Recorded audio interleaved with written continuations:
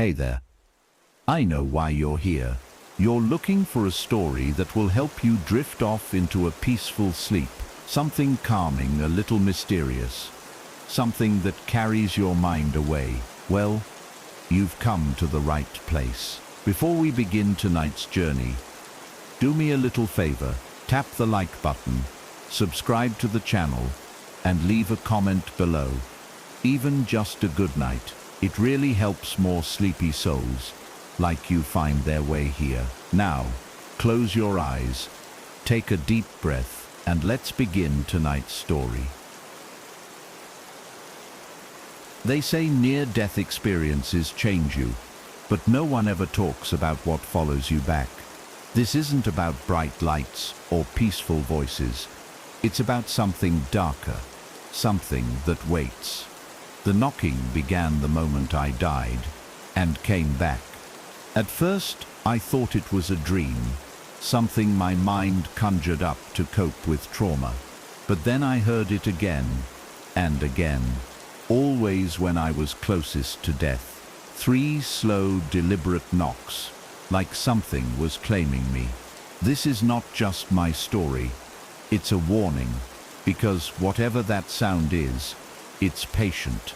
It waits until your body fails, until your pulse weakens, until your breathing fades, and then it comes knocking.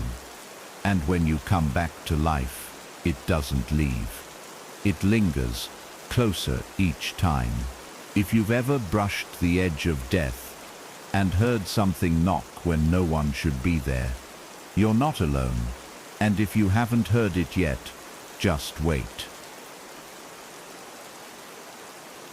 I died for the first time on a Thursday. They told me later it was only for 2 minutes. But time didn't exist in that place. There was no light, no tunnel, no life flashing before my eyes. Just stillness. Then 3 knocks, slow, heavy, echoing like they were inside my skull, but deeper, like they originated from some unseen corner of a world I couldn't understand. When I came to, there was chaos.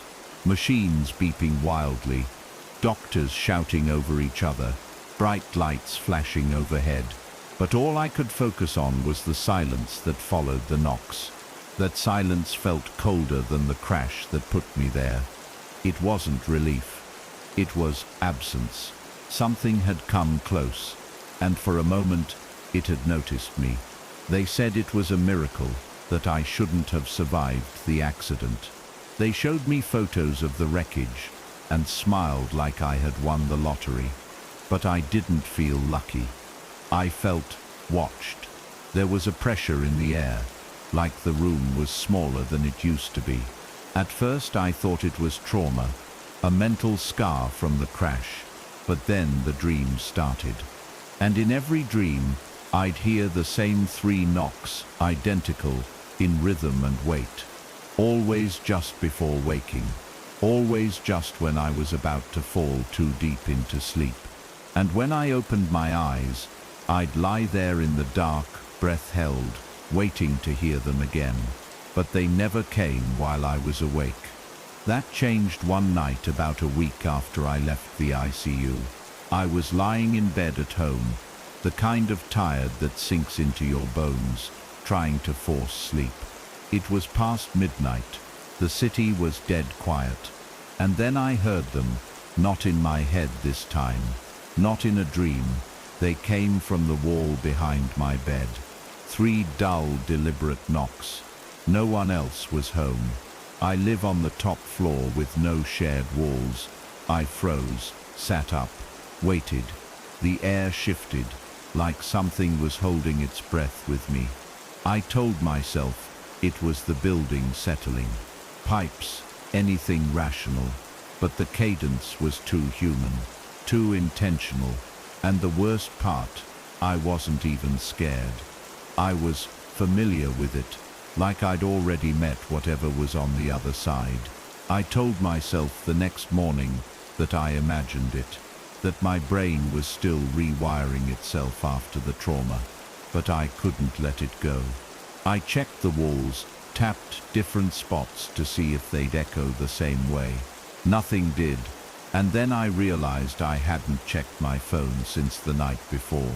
When I unlocked it, I saw a voice memo I hadn't recorded, time-stamped at 3:33 a.m.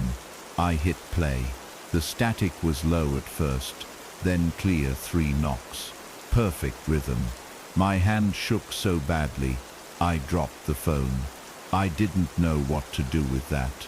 I didn't sleep the next night, or the one after. I left all the lights on, drank coffee until I felt sick. Anything to stay awake. But exhaustion is cruel. It catches up, and when it did, I dreamed again. In the dream I was back in the hospital, but everything was dark. Machines were unplugged, screens lifeless. I stood alone in the hallway, gown soaked in sweat, and then the knocking started again. This time on the glass window of the nurse's station. I turned to run, but I wasn't moving, like my feet were glued to the floor. The knocks grew louder, more desperate, and then a voice, not words, just breathing, right next to my ear. I jolted awake, drenched in sweat, pulse thundering.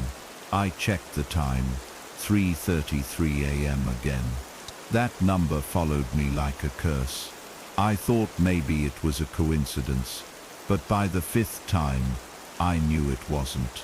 Something was marking me, and it only came when I was close to the edge of consciousness. I didn't tell anyone. How do you tell someone that you hear knocks when you're nearly dead, or dreaming too deeply? I tried once, with a nurse on my follow-up visit. She smiled too kindly, said it was likely sleep paralysis, trauma, PTSD. I nodded along, pretended I agreed, but I knew she didn't believe me. No one would, so I kept it to myself. But the knocks didn't stay private. They started happening in places they shouldn't. In the middle of the grocery store, I heard them echo through the frozen aisle, like they were coming from behind the shelves. At a stoplight, I heard them from the glove compartment. Always the same rhythm, 3, slow, like a code I didn't understand. And always when I was too tired, too stressed, too close to the brink. It was like something was waiting for me to slip again. I started researching near-death experiences, forums, medical journals, fringe podcasts. Everyone talked about the light, the peace, the sense of oneness, but buried in obscure threads, I found a few anomalies. A handful of people who mentioned hearing knocks. One described them as warnings, another as welcomes. None of them lived long after posting. That's what chilled me most. They all died shortly after their accounts. Accidents, illness, disappearances. Their final posts were almost always time-stamped near 3:33 a.m. because one of those posts mentioned something that froze my blood. The knocking only started after they brought me back. It was the same for me. I should have died that day. And now, something was trying to make sure I wouldn't survive the next time.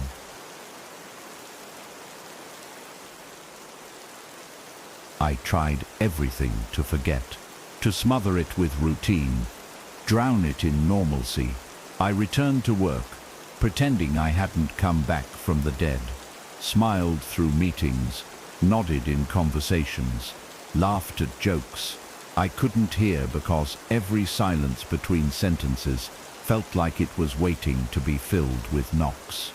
I started keeping music on constantly, played white noise while I slept, bought a dog, anything to fill the empty space that it seemed to thrive in. But I wasn't fooling myself. I was just delaying the inevitable, and deep down I already knew it didn't need silence. It didn't need darkness. It only needed me to get close again. It was patient. It would wait. Weeks passed, No knocks, no dreams, just anxiety gnawing like teeth in the back of my mind. I began to think maybe I was healing. Maybe it was all a trick of a traumatized brain. Then, on my birthday, it happened again.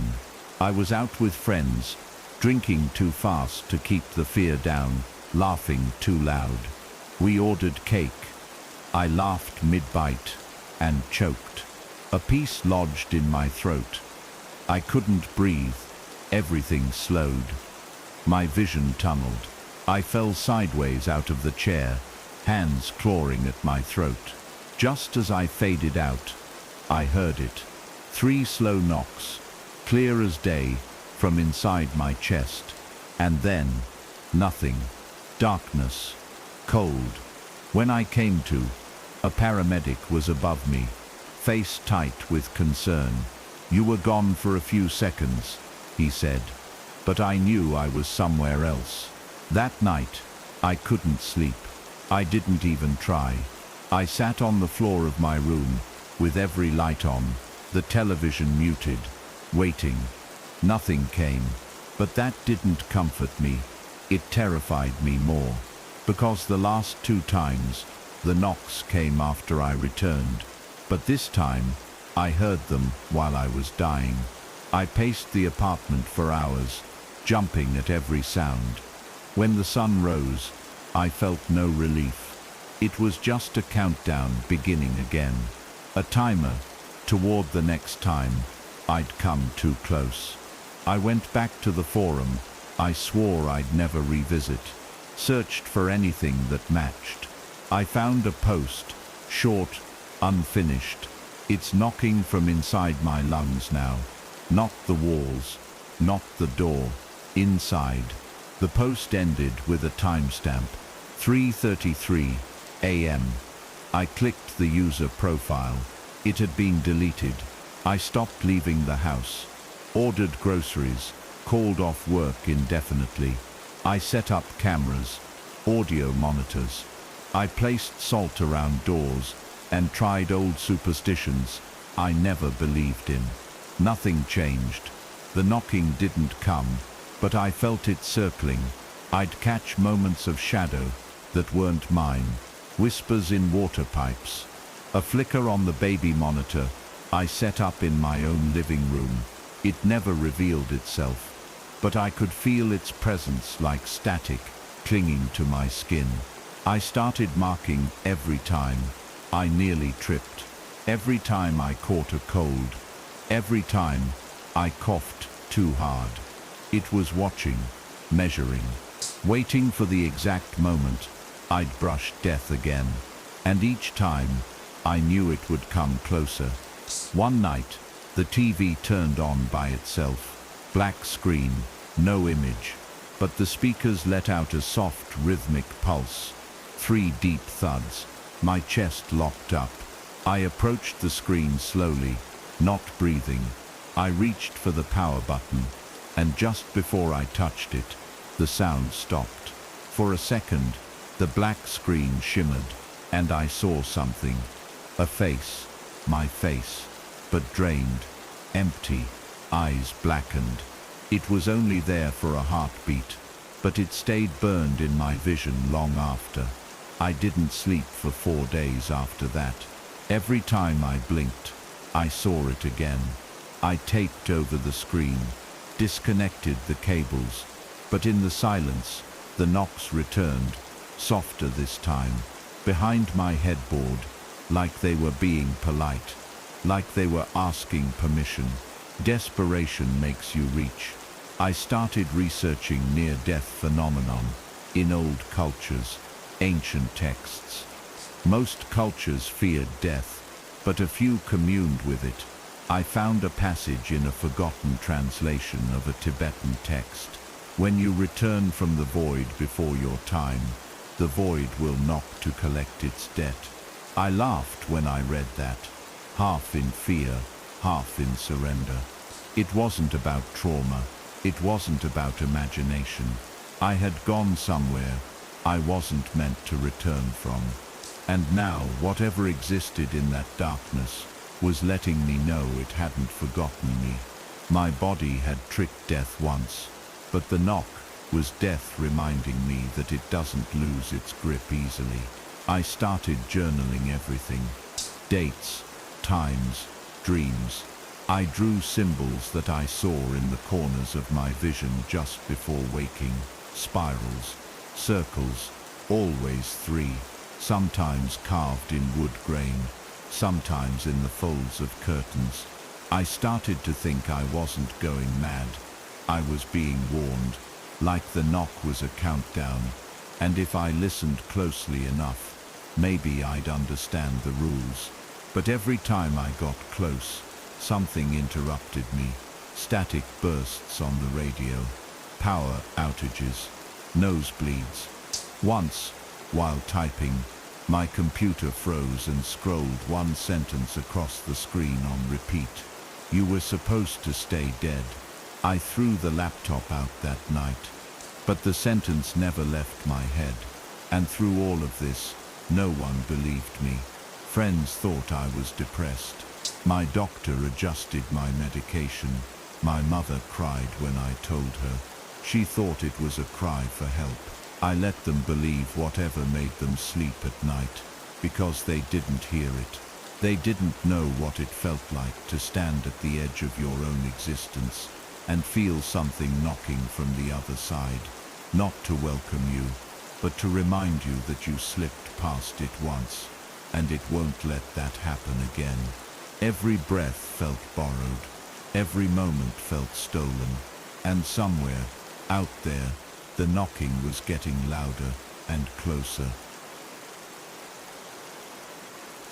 The third time was different. The third time, I wasn't alone. I had just returned from a follow-up appointment. My heart rate had been irregular again. Nothing fatal, they said, probably just stress. They didn't hear what I heard every night. I invited a friend to stay the weekend. Someone who didn't know everything, only that I hadn't been myself. We watched movies in the living room, laughed a bit. I started to think maybe I was making progress, but then I stood up too fast, and the room tilted. My chest clenched, sharp and sudden. I dropped to one knee. My friend rushed to me, asking what was wrong. I tried to answer but couldn't speak. Everything went cold. My vision narrowed, and right before I lost consciousness, I heard it again. 3 slow knocks. This time, not inside my head, from the door. I blacked out for less than a minute. My friend told me later that I was blue, unresponsive. He called an ambulance. While we waited, I sat on the couch, dazed. He asked me who had knocked on the door. I blinked. "You heard that?" He nodded. "Right before you collapsed." I went pale. My hands wouldn't stop shaking. That was the first time someone else had heard it. Someone living. And that meant it wasn't just me anymore. It was real, physical. I don't remember the ride to the hospital, but I remember waking in the bed and realizing it had gotten stronger. It had reached outward now. It no longer needed me to be asleep or alone. When I got home, I checked the hallway camera I'd installed months ago. There was no one at the door, but at 3:33 a.m., there was sound, a low static hum. Then clearly, 3 knocks on the audio. No shadow, no movement, just the sound. I played it over and over until the rhythm embedded itself into my skull. Then something happened. I still can't explain. My smart speaker disconnected and offline, lit up on its own. A mechanical voice said, "Are you ready now?" I stood frozen. I didn't respond. It repeated, "Are you ready now?" Then the lights in my apartment flickered and the voice cut out. I ripped the speaker from the wall and smashed it. But the words stayed with me. It wasn't asking for permission. It was checking to see if I had accepted my place. I started hearing it in water. The knock would echo through pipes, through drains. I stopped taking showers. Used bottled water only. I stopped cooking, stopped speaking to people. I became a ghost in my own life, terrified of dying, but also afraid to keep living, because it only brought the knocking closer. I checked myself into a clinic, just to be around doctors, machines, witnesses, but even in the sterile white of that place, it found me. My heart slowed one night. Machines beeped as the nurses rushed in, and I heard it once again, this time from above the ceiling tiles. One nurse looked up too. "Did you hear that?" she asked. I nodded, tears in my eyes, but she never spoke of it again. I tried to run, moved cities, changed my number, lived out of a car for weeks, but the knocks didn't care about distance. I collapsed at a gas station halfway across the country from where I had first died. Again, I heard it. Again, someone nearby heard it too. An old man pumping gas who said, "You okay? Thought I heard someone banging from the inside of your car." He looked at me strangely, like he knew something but wouldn't say it. I drove off without answering. That night, in a cheap motel, I heard the knocks from inside the closet. I didn't open it.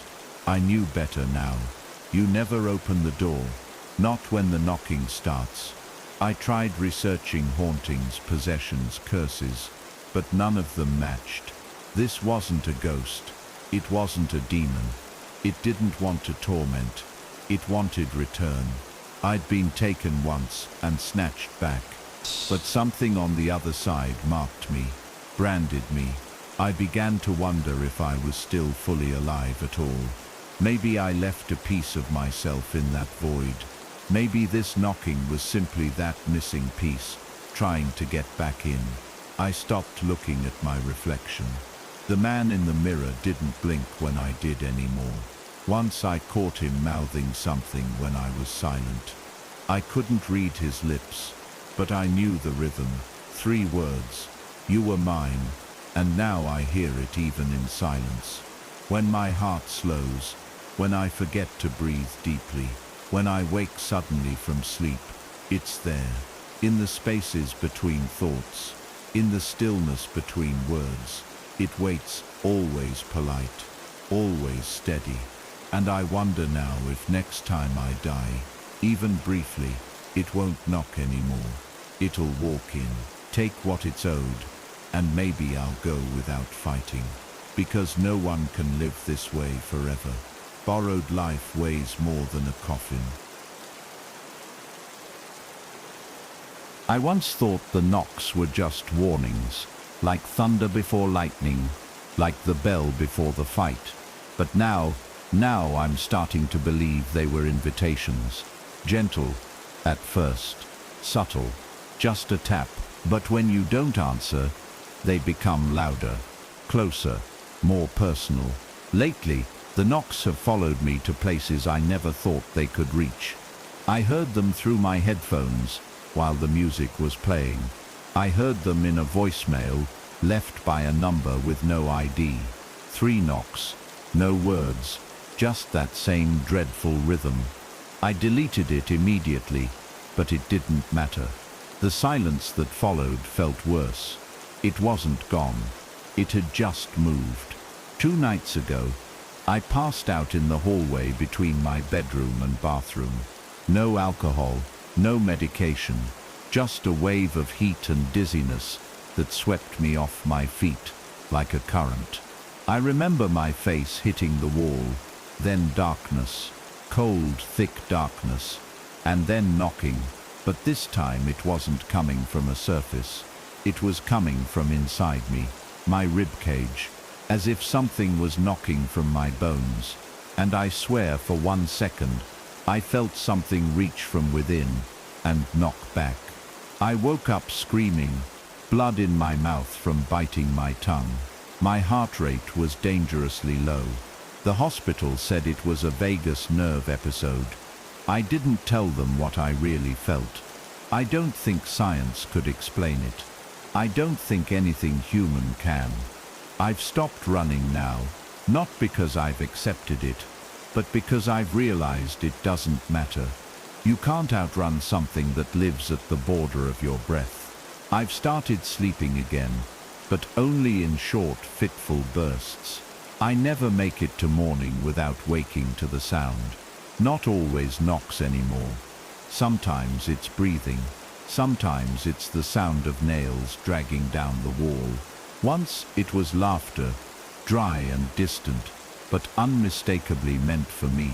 And now, even when I'm awake, I feel the echo of knocks in my chest, like it's knocking on my heart directly, tapping the muscle, testing it, counting how many beats are left. A friend tried to stage an intervention, said I was losing my grip, needed to get help. They stayed overnight to keep an eye on me. Around 3 a.m., I pretended to sleep. I watched them from half-lidded eyes. When the clock hit 3:33, I heard it, 3 knocks on the bedroom wall. My friend froze, sat upright, looked around. They couldn't see anything, but I could tell they felt it. The temperature in the room dropped. The lights flickered. Then they looked at me and whispered, "What was that?" I didn't answer. I couldn't, because if I said it out loud, if I gave it shape, I felt like it would walk straight through the wall and take me then and there. They left the next morning and haven't returned my calls since. I don't blame them. I don't know if I'd believe this either, but I know what I've heard, what I've felt, what's waiting. I've started recording myself while I sleep, not because I want proof, but because I want someone to know what took me. I've labeled the files by date and hour. Each one has something, a creak, a shuffle, a whisper. Last night's recording was different. I heard myself stop breathing, then the sound of 3 knocks, followed by something else. A voice, a whisper, so soft I had to boost the volume to hear it clearly. It said, "Next time no one will wake you." I don't go to doctors anymore. They can't see what's inside me. The machines show nothing. Blood work is clean. Brain scans are quiet. But I know what's there. It's not an illness. It's not a delusion. It's a presence, a claim, something that should have taken me, and now waits for my body to fail again. Sometimes I wonder if I should just let go. Stop resisting. Stop fighting every skipped heartbeat and dizzy spell. Maybe that's what it wants. Maybe that's why it knocks. Because it can't enter unless I agree. But I don't want to die. Not yet. Even if my life is a shadow of what it was. Even if I live in fear, it's still life. But I can feel its patience thinning. The knocks are no longer gentle. Last night, they shook a photo frame off the wall. I know chapter 1 ends here for you. For me it doesn't. Every time I shut my eyes, I'm reminded I didn't survive by accident. Something let me come back. But it didn't forget me, and it wants me to remember it too. So if you ever hear 3 knocks, slow, heavy, without explanation, don't answer, don't investigate, don't listen too closely, because once you hear it, it knows your name, and once it knows your name, it doesn't stop. It never stops. I used to think death was a moment, a final breath, but I was wrong. Death is a knock, and if you answer it once, it will never stop knocking again. I spent most of my time online now, in forums where the words delusional, paranoid and hallucination were thrown around like punctuation. But between all the skeptics and trolls, I started to notice something else: fragments. People like me, scattered across threads with usernames that disappeared a week after posting. Stories about knocks, not the ones in the walls of old houses, not the stories told around campfires. These were personal, intimate. The kind of knock you feel in your lungs before you hear it with your ears. Most ended the same way. Silence. No follow-up. No explanation. Just gone. I messaged dozens. Most never replied. One did. His username was Signal Left. His reply was short, direct. I hear it too. I think it wants the ones who escape. My hands trembled when I read it. I asked to speak. He refused at first, said too many people disappeared after talking out loud. But after a few more days and more messages, he agreed. We spoke through a burner line. His voice was hoarse, distant, like he hadn't slept in months. He told me he had drowned when he was 16, flatlined for 4 minutes. Revived. After that, the knocking started. Not constant, but always when he was close to death. Just like me. His came from the attic. No attic access, he said. Just space above his ceiling, and a crawl space he never opened. We compared timelines. The knocks got louder after each incident. The first time, his parents thought it was rodents. The second time, he ended up hospitalized for hypothermia. And when he woke, nurses mentioned hearing banging above his room. It was always 3 knocks, never 4, never 2, always 3. Deliberate, measured. I asked him how he lived with it. He went quiet for a while. Then he said, I stopped living. I just exist. He sounded defeated. More than that, resigned. I asked if he thought it was death. He laughed once, dry and bitter. No, death's too kind. This is worse. It's something that hates being cheated. That sentence lodged in my mind like a splinter. Something that hates being cheated. I knew exactly what he meant. We agreed to do an experiment. Both of us would sleep with audio recorders running. Same time, same date. Then compare. We each left the mic near the bedroom wall where the knock usually happened. The night came. I barely slept. I drifted in and out, heart racing, the air around me heavy. At 3:33 a.m., I heard it. The knock, not from the wall this time. From beneath my bed, 3 sharp taps, wood on wood. I didn't move. I didn't breathe. I just waited. Eventually, the silence returned. I stayed still until morning. The next day, I checked the audio. The knock was there, clear. But then I heard something else, something new. A second knock. Not echoing, not a repeat. A different knock, like it was responding to itself. I sent the file to Signal Left. He messaged me back almost instantly. I got 2 knocks too, one above, one inside the wall. I didn't know what to make of it. Was it the same thing splitting itself between us? Or were there 2 now, each assigned to collect what it was owed? We talked for hours that night. He told me something I haven't been able to forget. I think the knock isn't just a sound. I think it's a question, and every time we hear it, we're answering without meaning to.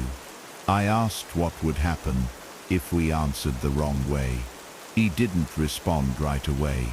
Then he said, "You'll know when it stops knocking." Over the next few nights, it escalated. I'd hear the knock at the back of my closet, then the ceiling, then right next to my ear, while I lay frozen in bed. Always 3. But sometimes, one would sound closer than the others, like the first 2 were warnings, and the third was at the threshold. I sat in the kitchen with all the lights on, every cabinet open, every appliance unplugged. Still, 3:33 a.m. The knock came. This time, from inside the fridge. I didn't check. I'd never check. I just let it pass. But the sound stayed longer this time, like it didn't want to leave. That morning, Signal Left didn't reply to my messages. Hours passed. Then a single line came through. It knocked 4 times. I froze. That had never happened. Never 4. I typed back frantically, asking if he was okay. No answer. I waited the whole day. The next, nothing. His account was deleted 3 days later. No explanation, no warning, just gone. I stared at his last message over and over. 4 knocks, a break in the pattern, a shift. Something had changed. Something had moved past. Knocking. And if it happened to him, I knew I was next. The silence that followed Signal, Left's disappearance, was worse than the knocks themselves. I didn't sleep. I didn't eat. I just waited. Every night, I sat on the edge of my bed, staring into the dark like it owed me something. An explanation, maybe, or a final sign that this was over. But the knock never came. Not once. And that's what terrified me most. When something haunts you with ritual and repetition, you learn to fear the routine. But when that routine breaks, that's when you know you've truly lost control. The absence of the knock didn't bring comfort. It brought dread. It felt like being hunted by something that was no longer in a hurry. Like it knew it had all the time in the world to reach me. I whispered questions into the shadows, not because I wanted answers, but because I was scared of never hearing anything again. That quiet wasn't a pause. It was a breath being held, and it was waiting for the right moment to exhale. The 3rd night broke me. My body couldn't take the stress, the pacing, the watching. I collapsed from exhaustion with the light still on, and clothes still clinging to my sweat-soaked skin. My heart fluttered unevenly, not painfully, but strangely, like it was trying to find a rhythm it had forgotten. That's when I heard it. 3:33 a.m. First knock, headboard. I jolted, eyes wide. Second knock, floor beneath my bed. Louder, heavier. Third knock, inside my pillow. I froze, my breath caught in my throat. Muscles locked in place. My head had been resting on that knock. The sound didn't echo.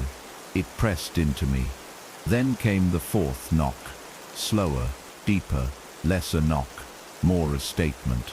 It didn't follow the rules. It shattered the pattern. That's when I knew.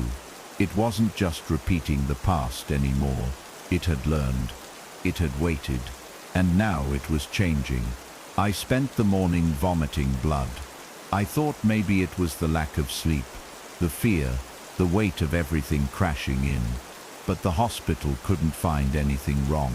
No tears, no ulcers, no virus. The doctors looked puzzled, but they gave me fluids and told me to rest. I asked the nurse if she believed in near-death experiences. She laughed like it was a joke, but it wasn't. I told her something followed me back. She stopped laughing then, looked at me just long enough to make me feel like maybe she'd heard something like this before. Maybe not. Either way, it didn't matter. I wasn't looking for reassurance. I was trying to warn someone, because I'd started to realize maybe it wasn't that something didn't want me to die. Maybe it just didn't want me to die, accidentally. It wanted to be there when it happened. Present, invited. That night, I listened to one of my old recordings again. One of the early ones, the ones with just 3 knocks. I put it through an audio program, isolated each sound. I wasn't expecting anything new. I just wanted to feel like I was doing something. But under the 3rd knock, there was something faint. Not a voice, not exactly. It sounded like breathing, gurgled, wet breathing. I cleaned the file up, raised the gain, filtered the background, and then I heard it, a whisper. Not words, just struggling syllables, something trying to form speech underwater. Again, again, again. I isolated it frame by frame until 3 simple shivering words came through. Let me in. My hand froze over the keyboard. My lungs forgot how to pull in air. That 4th knock, it wasn't random. It was a response to my silence. A plea, a demand. I deleted the file, not because I was scared of hearing it again, but because I was scared of what it might become if I kept listening. If it was learning from me, mimicking my thoughts, adapting to my fear, then it wasn't just a haunting. It was an evolution, and I was feeding it. I stopped using electronics. No more messages, no more voice memos. I even unplugged the microwave. It sounds ridiculous now, but I didn't want anything that could carry its voice. But silence is not a shield, it's a spotlight. Without distractions, all I had left was listening, and now I heard things I shouldn't have. Footsteps in places no one could stand, breathing from corners without space, and always, always, that growing pressure, like something leaning on my chest without touching me. One night, I stood in front of the mirror and whispered, "What are you?" Nothing responded, but something shifted behind my eyes. An image, a pulse, a wordless knowing. This wasn't death itself. Death doesn't knock. This was something adjacent to death. Something that only came close when your body dipped beneath survival. Something that waited in the shallows. And maybe I hadn't drowned deep enough the first time. Maybe what I brought back had been half-born, half-formed. The knock was its heartbeat, growing louder with each near miss. That 4th knock wasn't a mistake. It was its first breath. And now I feel it, even when I'm wide awake. My left arm tingles sometimes. My pulse flutters without warning. When I close my eyes, I see doorways that shouldn't be there, shadow outlines against bedroom walls. I haven't told anyone else. Who would believe me? But I know it's not over. In fact, it's only just beginning. Because the 4th knock came again last night. And this time, it didn't stop at 4. It kept knocking. Slower, deeper, like it was counting down, not up.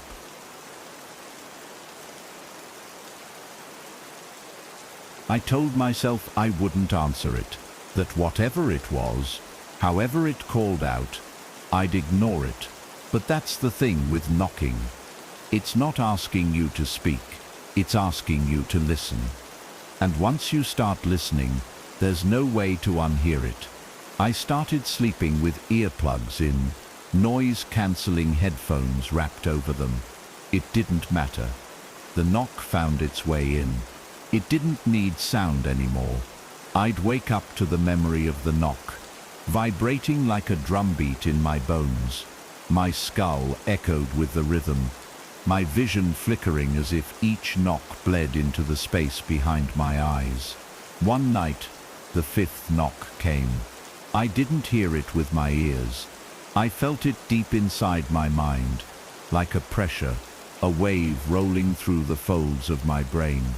I fell out of bed, head pounding, nose bleeding. When I reached the bathroom mirror, something was wrong with my reflection. The room was still, the lighting unchanged, but my eyes looked back at me like they didn't belong to me anymore, like they were waiting for something to blink through them. That day, I walked around like a man living on borrowed time. Everything looked sharper but wrong. People's mouths moved before they spoke. Cars sounded a second before they passed. Time unspooled itself just slightly out of sync. It felt like I'd been nudged out of the present and was now watching the world through a thin sheet of ice. I couldn't connect, couldn't focus. The feeling that something was behind me never left. Not in a paranoid, someone's watching me way, but in a biological sense, like my body knew something was nearby and was preparing for something unnatural. Every flicker of light in my peripheral vision made me nauseous. Every sudden silence made my lungs shrink. I tried to talk to someone, just small talk, anything to tether myself to reality, but the words wouldn't leave my mouth. My voice cracked like it hadn't been used in days. I started crying in public without realizing, and behind it all was that fifth knock, pressing against my thoughts like a finger against a bruise. I went back to the hospital, not for answers, just for proximity to people. Machines, anything scientific that might drown out the impossible. I told them I had heart palpitations again. They ran their tests, hooked me up to machines. One of the nurses said my vitals dropped for a full 5 seconds, flatlined. But I didn't die. I heard something. In that 5-second blackout, I heard the knocking in sequence. 1, 2, 3, 4, pause, 5. But there was more, something new. A whisper after the fifth knock, a single word spoken clearly in my own voice. It said, "Ready?" When I gasped awake, I wasn't alone in the room. The nurse was gone. The monitors were still beeping, but something was wrong. The window to the hallway showed a pitch-black corridor, and for one moment, just before the lights returned, I saw something reflected in the glass, a shape, not human, tall, featureless, with arms that didn't quite end where they should have. Not a person, not a ghost, something older than both. I discharged myself that night. I didn't even wait for paperwork. I walked home through the dark, terrified the knock would come again, right there on the street. But it didn't. Not in that moment. Instead, it gave me something worse. Anticipation. That night, I didn't sleep. I didn't even try. I sat in the corner of my bedroom, eyes fixed on the door, breath shallow and slow. Every tick of the clock sounded like a countdown. At 3:33 a.m., the air went cold, not the room, the air itself. The kind of cold that moves from the outside in, threading into your ribs. Then came the knock. First, second, third, fourth, then the fifth. And this time, a pause longer than the others. Long enough for me to feel my heartbeat, trying to match its rhythm. Then a sound I wasn't prepared for. The doorknob rattled, slow, deliberate, like someone wasn't knocking anymore. They were trying to enter. But the door never opened. The knob stopped, the air warmed, and just when I started to think it was over, a voice whispered, not from outside the door, not from under the bed, but from inside my own head. It whispered the word again, "Ready," and suddenly I understood. The knocking wasn't meant to frighten. It was a test, a rhythm, a ritual, and now that I'd heard 5, something was waiting for my answer. I should have screamed, should have run, but I didn't.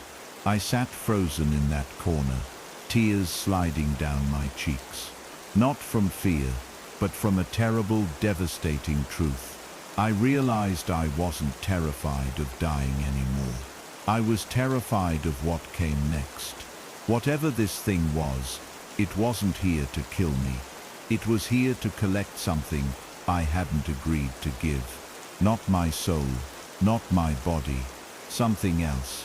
Something I hadn't known was mine to lose. In the days that followed, I became obsessed with rhythm. Every sound became a message. The ticking of the stove, the clicks of the keyboard, even bird song outside the window. I started cataloging sounds, looking for patterns, repetitions, anything that might mean something. I became convinced the knocks weren't just warnings. They were communications, signals.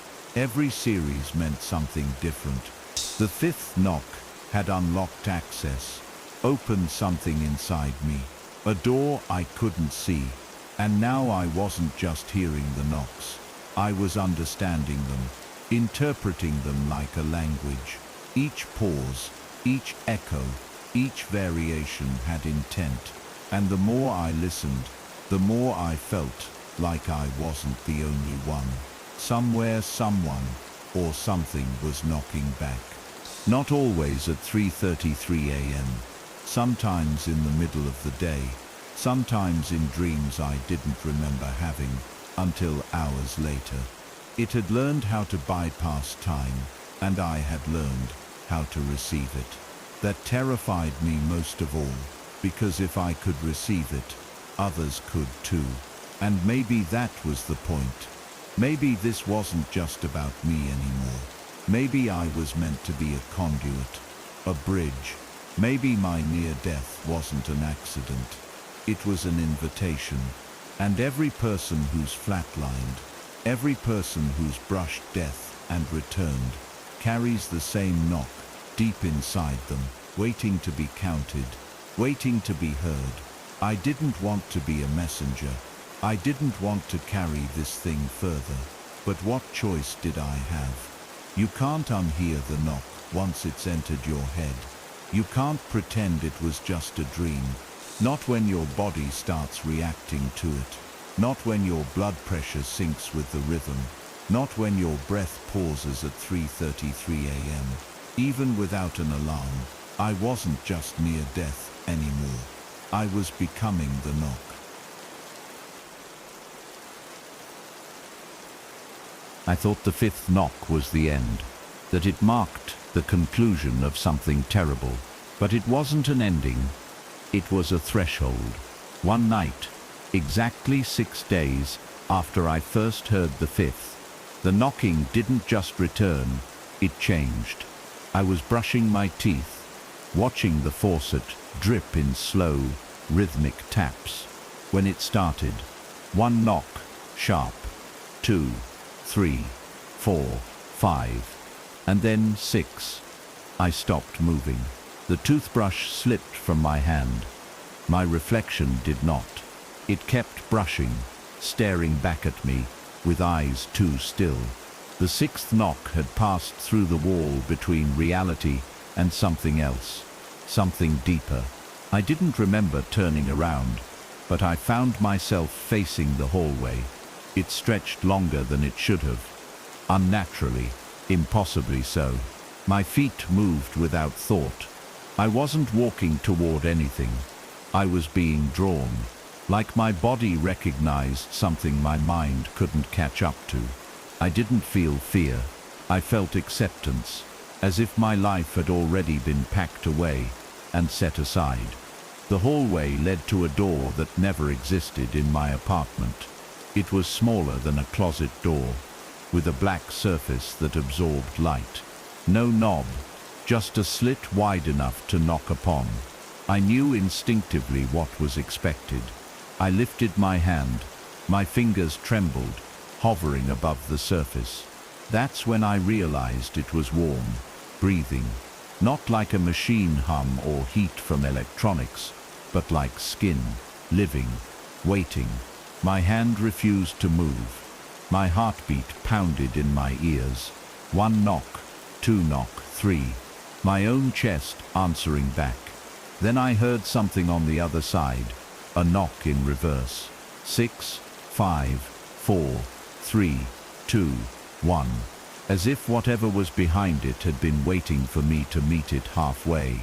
And now it was retreating, but not out of rejection. It was a test, a final call. I hadn't accepted yet, but it would wait. It had all the time in the world. The next morning, everything had changed. My phone showed missed calls from numbers I didn't recognize.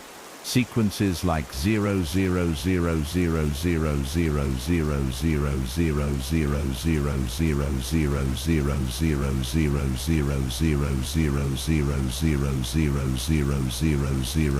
0 0 0 0 0. 6 hours, 6 seconds. Every mirror in my home reflected a split-second delay, just long enough to feel like the version of me inside was lagging behind. Observing, I went outside to break the pattern. No technology, no clocks, just sky, just people. But even there it followed. A woman dropped her grocery bag on the curb. 6 apples rolled into the road, and each one hit the pavement with the same echoing thud. A car's hazard lights blinked in a 6-count rhythm. I began to realize the knock wasn't just haunting me anymore. It was bleeding into the world, shaping it. Or worse, it had always been there, and now I could finally see it. I tried to warn someone. I picked a stranger at random, told them I had something urgent to say. I said it was about a sound, a pattern, a warning. They laughed, but not in a dismissive way. They said, "You too," and opened their jacket to show 6 tiny dots inked into their chest. Not tattoos, burns, scars, arranged like a dice face. I asked what it meant. They said, "You'll know when it's time." I asked when that would be. They only answered, "When the knock isn't outside anymore." Then they walked away, disappearing into a crowd that suddenly felt like a funeral procession. Everyone moving in sync, silent, intentional. I wasn't alone, and that terrified me more than the isolation. Because if there were others who heard it, others who followed it, then this wasn't just a personal haunting. It was a movement, a calling, a gathering. I stopped sleeping, not out of fear, but because dreams no longer belonged to me. Every time I closed my eyes, I woke up somewhere else. A room made of black walls that throbbed like veins, a floor covered in teeth, a ceiling that whispered, and always, always, the sound, knock, knock, counted out in perfect intervals. In one dream I saw myself laid on a table of stone, surrounded by people in hospital gowns, all holding mirrors. They chanted a number with every knock. 1, 2, 3, 4, 5, 6. Then silence. Then the mirrors were turned toward me, and I saw my face, aged, broken, with eyes missing, but I could still see. I knew then the knocking was not a death sentence. It was a transformation, a way to strip the soul of its casing and usher it into something ancient, something outside of life and death. I wasn't meant to die. I was meant to become. Reality started to bend. I no longer trusted clocks. Time stuttered around me. I'd lose minutes, sometimes hours, and find myself somewhere else entirely, without memory of how I got there. Once, I stood on a rooftop with no railing, barefoot, and wind whispering in my ears. 6 steps forward. Another time, I was in the basement of a building I'd never seen, surrounded by mannequins all facing the walls. I wasn't afraid. I was expected. As if the world itself had created shortcuts for me, hidden doors between breaths, and every time the knock would return, a drumbeat in my chest, a code only I could interpret. The 6th knock wasn't a sound anymore. It was a command, and soon I would have to answer. Then came the voice. Not a whisper, not a hallucination. A full voice, spoken in perfect clarity from nowhere and everywhere. It said, "We remember." I fell to my knees when I heard it. Not from pain, but from recognition. I didn't know how, but it felt like a reunion, like someone who'd waited for me across 1,000 lifetimes. I wanted to cry, but couldn't. My body didn't respond the way it used to. Emotions came like static, flickering but never landing. I stood, walked to the center of my living room, and realized I was standing in a perfect circle I hadn't drawn. 6 inches thick, 6 feet wide, marked in a language I couldn't read, but somehow understood. The voice said again, "We remember. Do you?" And I did. Not in memory, but in sensation. The knocks had always been there, since the day I was born, tapping, calling, waiting for me to get close enough to death to hear them. That was the purpose of my near death. Not an accident, a threshold. Death hadn't come for me to end things.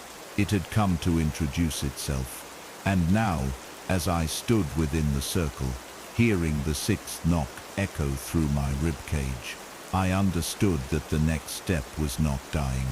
It was accepting. There would be no door to walk through, no figure in a cloak, no light or tunnel, just silence, stillness, and then one final sound. The seventh knock, the one no one hears and returns from, the one that ends everything and begins something else entirely. I wasn't ready. Not yet. But I knew it was coming, and when it did, I would knock back. I tried to return to a life that no longer recognized me. Everything was still where I'd left it. Keys on the counter, half-eaten bread in the fridge, unread books by the bed. But it all felt hollow, as if the world had been emptied out and filled with some imitation of itself. The sixth knock had marked a shift, not just in me, but in the fabric of things. People spoke more slowly. Birds paused too long between chirps. I walked down the street and saw a man stand still for nearly 15 minutes, just staring at a flickering lamppost.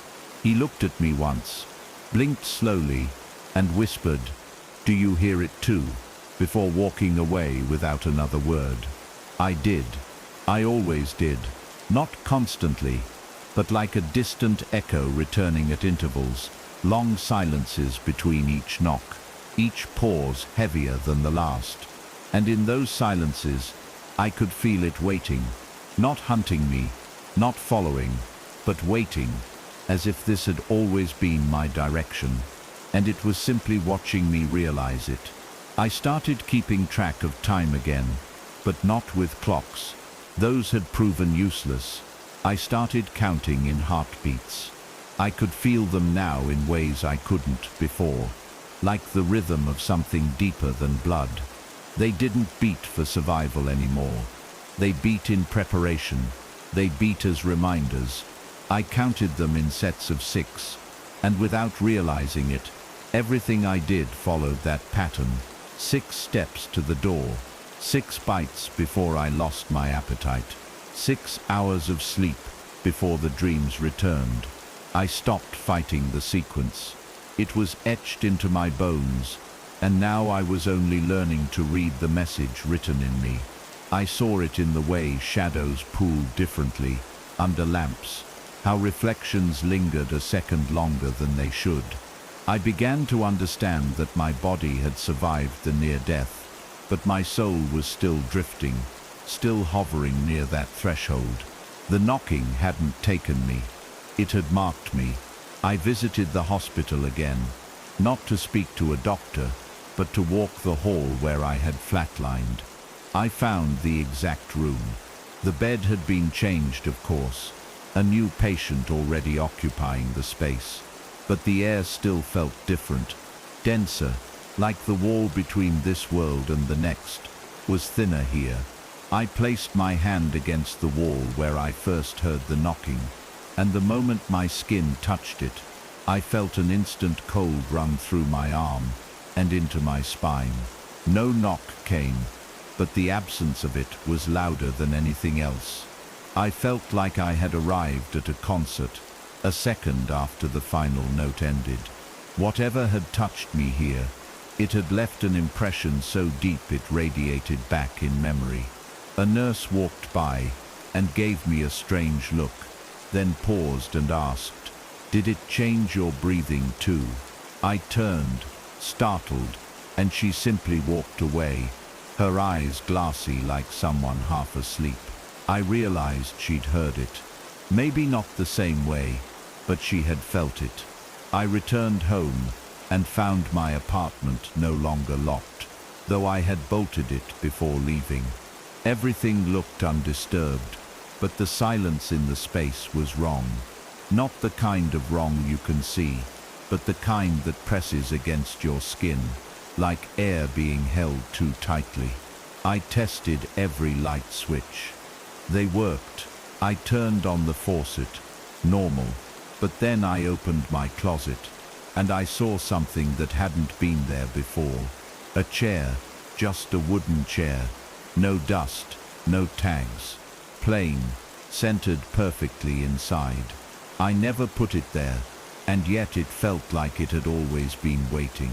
I didn't sit. I couldn't. I closed the door and backed away. That night, I heard the sixth knock again, this time from inside the closet. I didn't move toward it. I didn't answer. I just stood in the kitchen, heart hammering in 6-second intervals, and whispered, "Not yet." And for the first time, the knocking stopped, and something laughed. That laugh, it wasn't audible in the usual sense. It filled the room like a shift in pressure, like the breath of an old house before it groans. It was amused, not cruel, not mocking either. It was the sound of something patient, like death itself had leaned its head against the doorframe and said, "Take your time, but you'll be back." I spent that night fully awake, staring at the wall, waiting for the sound to return. But it didn't. Instead, I noticed something else.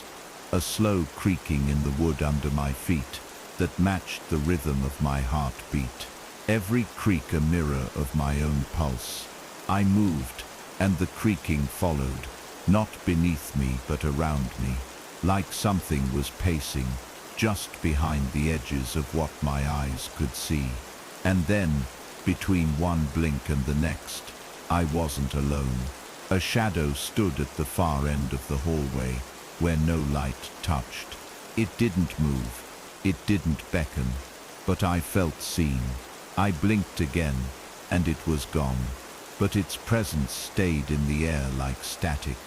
I stopped leaving my apartment, not out of fear, but because I felt tethered now, like something was pulling me back every time I stepped too far away. I tried once to drive out of town, just for air, just to escape the repetition. 6 miles out, my car stalled for no reason. The dashboard flickered, every number resetting to 6s, and the radio turned on by itself. Static shifting into a low, rhythmic tap, tap, tap, tap, tap, tap, tap, tap, tap, tap. I turned the keys, tried to scream, but my voice was gone. No one passed by, no service. I sat in that car for hours before it started again, without prompt, like nothing had happened. When I got home, I found the chair from the closet, now sitting in the middle of my living room, still plain, still waiting. It didn't move on its own. I never saw it happen. But every time I turned away, it would appear closer. Not aggressive, just insistent, present, like it wanted me to know it was still there, and I would sit eventually. Then came the whispers. At first, they were fragmented, just fragments of language lost in wind. Almost, soon, ready. But they grew louder the closer I got to sleep. Not dreams anymore, just a deep, heavy state where the body floats and the soul edges outward. They spoke from the cracks in the walls, from the hum of the fridge, from the distant sound of elevator doors opening when no one pushed a button, and always in 6 words. Always, "It's not time, but prepare anyway," or 6 knocks, 7 seals, 1 ending, or simply, "You will knock back soon enough." These weren't threats, they were promises, like a clock tower's toll, not meant to startle, but to signal passage. I began writing them down, not because I wanted to remember, but because I knew forgetting them would be impossible. Each phrase etched into the margins of my thoughts, a script I never asked to read, but now couldn't stop repeating. The seventh knock came on a night where the wind outside was too still to be natural. The air inside the apartment was thick, heavy, with an invisible presence that weighed down every breath I took. I sat alone on the couch, lights off, listening to the refrigerator hum and the occasional tick of the wall clock, until everything stopped, not faded, not slowed, stopped. All sound dropped away, and in that vacuum, I heard the knock. It wasn't at the door. It came from within the room, right behind my head, from the very wall I leaned against. I turned instantly, my spine seizing in terror. But there was nothing there, just plaster and paint. But the impact of the knock still echoed, not in my ears, but inside my bones. It was unmistakable. The seventh knock, colder and more final than any of the others. It didn't just announce itself, it claimed something. I felt my body tense, and then release, like a thread had been snipped quietly inside me. Something had changed. It wasn't after me anymore. It had started coming through me. I looked in the mirror the next morning and didn't recognize my reflection. My face was mine, but altered, like the lighting was wrong, like the skin remembered something my mind hadn't. There were faint bruises on my ribs, ones I couldn't explain. A doctor might have said they were from sleep positioning, or a fall I didn't remember. But I knew better. They were fingers, 6 of them. I traced each one and felt a lingering numbness beneath the skin, as if the imprint still held a chill. I couldn't tell anyone. How could I? Even I didn't fully believe it. But I began to sense something else now. Whispers weren't just external. They started answering questions I hadn't asked out loud. I'd think, what happens if I leave? And the answer would ring clear. You can leave, but it will follow. I wasn't being haunted in the traditional sense. I was being occupied. Whatever crossed over that night, I nearly died. It never truly went back. Sleep became something I feared, but craved. In dreams I drifted into places that weren't quite dreams at all. Endless grey corridors, rooms with no ceiling, doors that opened to staircases spiraling downward forever.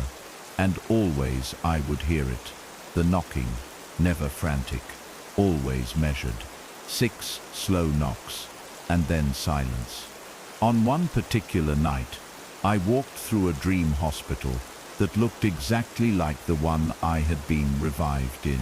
Same layout, same lighting, but no people. I turned a corner, and there was the chair again, the same wooden one from my apartment. Sitting in the hallway, waiting, I approached it, hesitantly, and saw something on the seat, a hospital wristband. My name, my date of death, blank, just 6 empty spaces. I woke up choking, not gasping, choking, as if something had clamped invisible hands around my throat and squeezed until I snapped awake. I ran to the sink and vomited water, only water, as if I had nearly drowned. But I hadn't gone near water in days. My lungs burned like I had. Daylight no longer brought safety. The rules had changed. Shadows were longer now, even at noon. I noticed that reflections lagged. Mirrors returned my movements. A heartbeat too late. I tested it dozens of times, blinked, turned my head, and always the image followed just behind. It wasn't my reflection anymore. It was a version of me watching from the other side. One evening, I stood in front of the mirror and asked aloud, "What are you waiting for?" The reflection didn't respond, but I swear it smiled, just slightly, just for a moment. And then it knocked 6 times against the glass, without raising a hand. I didn't scream, I just backed away, step by step, until I was out of sight. For days afterward, I covered every mirror in the apartment, but the knocking didn't stop. It came from under the floor, inside the walls, even through the air vents. I taped over them all, sealed everything. Still, it came, always in 6. Never more, never less. I started counting knocks instead of time. I no longer needed a calendar. I knew I was on borrowed days. Then the accident started. Small things at first. A car narrowly missing me at a crossing. A knife slipping from the counter and grazing my foot. An elevator stalling mid-floor for 13 minutes. Each time, I felt myself drift a little closer to that edge. And each time, the knocking grew louder afterward, as if it was celebrating or preparing. It felt like the world was conspiring to bring me back to the moment I escaped. The closer I came to death, the clearer everything became. I could see movement in corners where there was none. I could hear the distant sobs of others going through something similar, voices that didn't come from any neighbors, but from overlapping layers of space. I started to believe there were more of us, marked ones, people who'd been touched by death and brought back with something attached. Maybe not everyone heard the knocking. Maybe others had their own signs. But we were all heading toward the same end, with warnings carved into our lives in quiet, cruel ways. The 7th knock returned every night. Now, I didn't have to wait for silence. It came even through noise. I once played music at full volume, trying to drown it out. The knocking rose above it, always in perfect rhythm. I tested it with a metronome, 6 beats, 6 intervals, 6 returns, and after the 6th, always a pause that felt like an inhale, something breathing behind the knock. One night, I pressed my ear to the wall and listened closely as the knocks came. After the final one, I whispered, "What do you want?" And I heard it, a voice, like a dry wind sliding through a crack in stone. Not what, who. I fell back, heart slamming, but not with fear. With understanding. It wasn't asking for something. It was announcing someone. Me. I wasn't being hunted. I was being named. Every knock was a page turned in a book already written, and my chapter was nearing the end. On the 7th night, after the 7th knock, I sat in the living room again, the chair directly across from me now, unblinking and inevitable. I didn't move it. It had placed itself there. I felt no anger from it, no malice. It was simply ready. My hands trembled as I reached for a glass of water. The moment I sipped, I tasted salt, ocean water. My throat burned. I coughed, choking again. This time, I saw myself for a split second, not a memory, but a vision, floating in a hospital room, wires in my chest, machines screaming. I saw myself from above, and in the corner of the room, I saw the shadow, taller now, more defined. It was smiling. I dropped the glass, and the shatter didn't frighten me. What frightened me was that the knocking no longer waited. It came, steady and bold, 6 times, echoing inside my skull, like it belonged there. And then the silence came, again. Only this time, the silence spoke. "One more breath," it said, "then you sit." The apartment became smaller by the hour. I'd walk from one end to the other, yet the distance between walls seemed to shrink. Doorways I once passed through with ease felt narrower, the ceilings lower. Even the windows seemed to close in on themselves, the glass thicker and duller. I stopped opening the curtains. There was no comfort in daylight anymore, Outside looked pale, washed out, like the world had been painted over with greys. But inside, everything was sharper. Too sharp. I'd brush against the edge of a table and feel a jolt like static, except it didn't dissipate. It lingered in my skin, a low hum, like I was being tuned to something. Each knock that came felt more internal now, no longer through walls or floorboards, but from within my chest, rib by rib. I was becoming the drum. And each night, after the sixth knock, I'd hold my breath, waiting for something to finally emerge. But nothing ever did. That, somehow, was worse. It was building to something. The dreams changed again. Not corridors or hospitals this time, but memories. I was reliving moments from my life, but twisted, wrong. I watched my own childhood birthday party, where none of the faces had eyes. I sat at the dinner table with my parents, who never blinked, never moved, just stared at me like mannequins.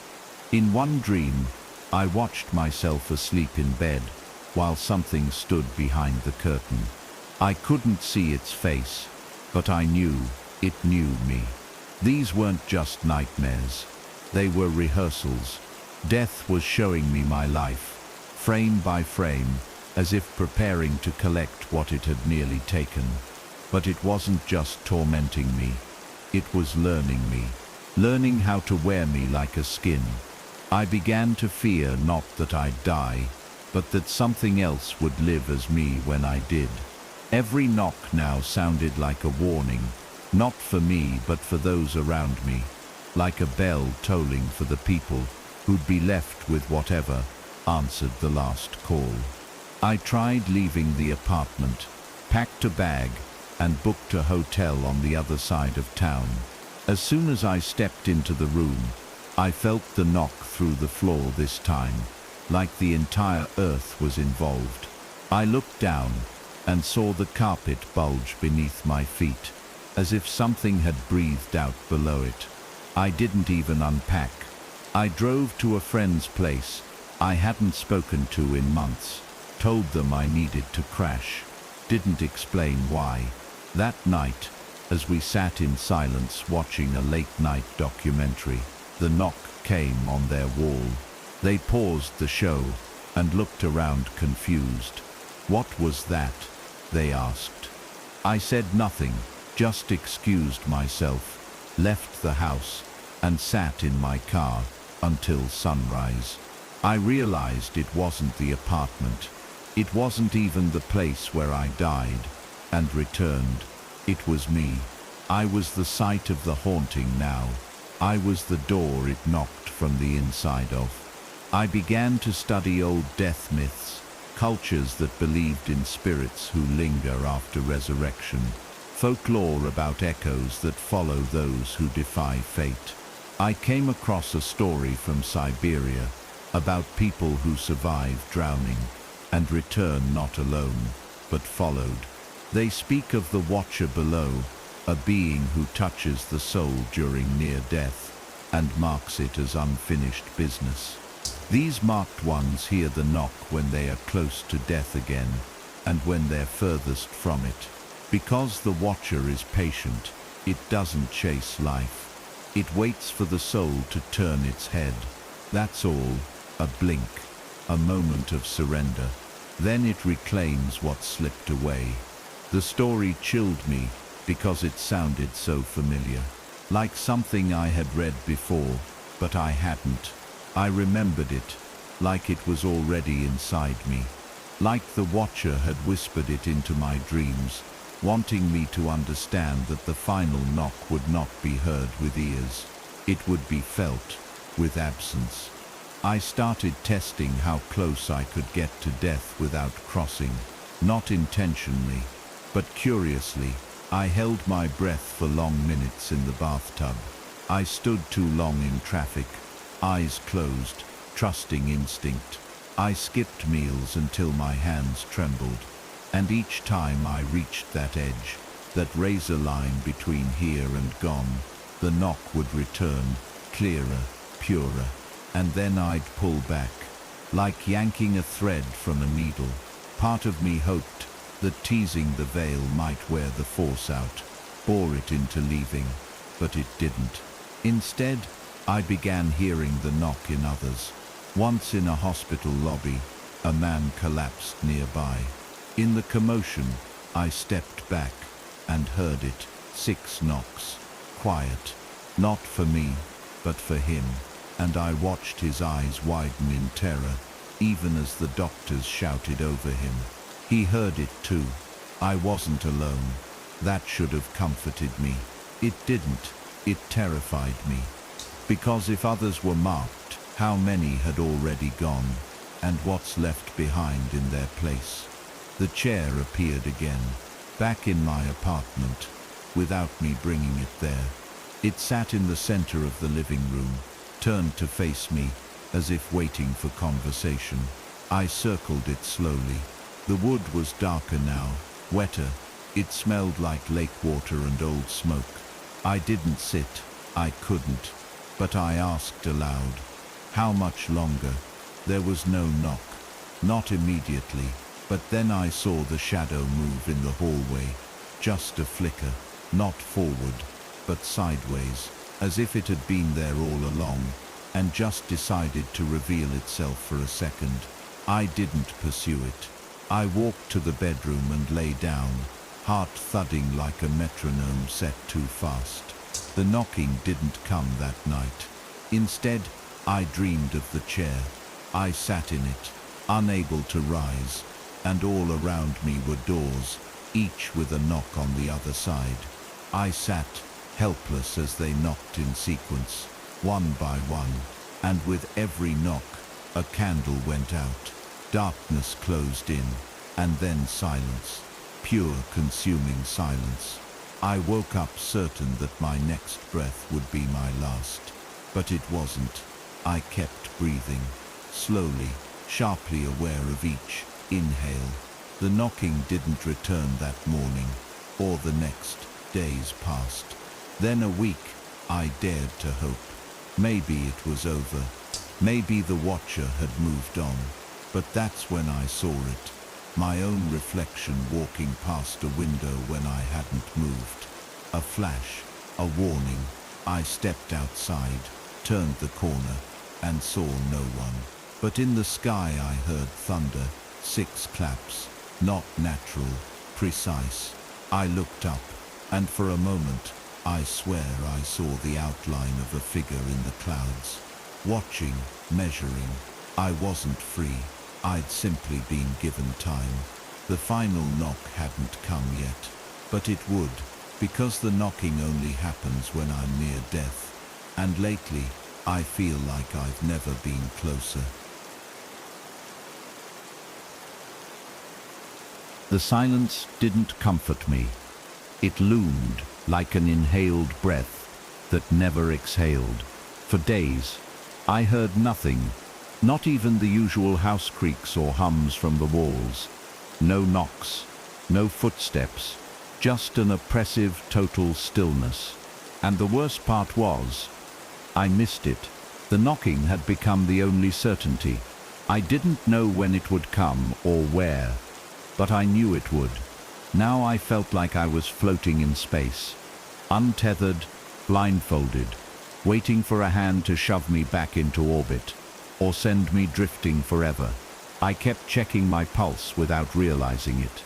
Every few minutes, just a thumb to the neck, then the wrist, as if death might creep in quietly. Now, not with sound, but with stillness. I sat in that chair finally, in the center of the room, and I whispered, "Is this what you want? Is this what you've been waiting for?" The air didn't respond, but I felt it press tighter around me, like the walls were watching. I visited the emergency room again, not for help, but for answers. I told them I was having recurring auditory hallucinations, that I'd nearly died, that ever since then, I couldn't tell what was real anymore. They ran scans, monitored me. Doctors came in and out. One of them, a woman with tired eyes, sat beside me, longer than the rest. She asked me to describe the knocking. I did. She didn't flinch, just said, "I've heard of this before, not in textbooks, but in people who came back." She wouldn't say more, only that sometimes the brain retains something from the other side, not memory, contact, a signal from whatever brushed against consciousness when it was moments away from going dark. I asked if anyone ever made it stop. She didn't answer, just looked down at her clipboard and said, "I hope you have someone to talk to," and left. That told me everything. I wasn't sick, I was haunted, and no one could pull me out of it. The sleep paralysis started the next night. I woke in the dark, unable to move, mouth glued shut by an invisible hand, eyes wide open, staring at the ceiling, and there, barely visible, was a shape, not hovering, not looming, just waiting at the foot of the bed.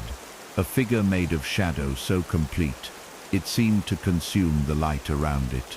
I couldn't breathe, couldn't scream. I felt the mattress dip slightly, as if it leaned forward, but it didn't move. It only watched. For minutes, then hours. Time lost all meaning. At some point the knocking began, inside my skull. Not loud, but firm, measured, like tapping on a coffin from within. It didn't hurt, but it echoed deep, like a judge's gavel in a courthouse with no jury. When I could finally move again, the figure was gone, but the air smelled of damp earth, like I'd been buried and dug up. I stopped going outside. I kept the lights off. I started recording myself while I slept, hoping to catch proof, something, anything. Most nights, the recordings showed stillness. A few showed flickers of static, but one night, the tape caught something, a soft voice, barely audible, whispering a single sentence. "You weren't supposed to leave." I played it back dozens of times. The tone wasn't angry. It wasn't even accusatory. It sounded disappointed, like a parent finding a child sneaking out after curfew. I cried that night, not from fear, but because something out there knew me and expected me to return, and I hadn't. I wondered what bargain I'd broken by surviving.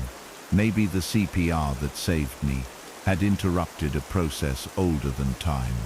Maybe the boundary between life and death wasn't meant to be touched and recoiled from. And now I was an anomaly, a misfiled soul the universe kept trying to correct. That's when the marks started appearing, tiny bruises on my ribs.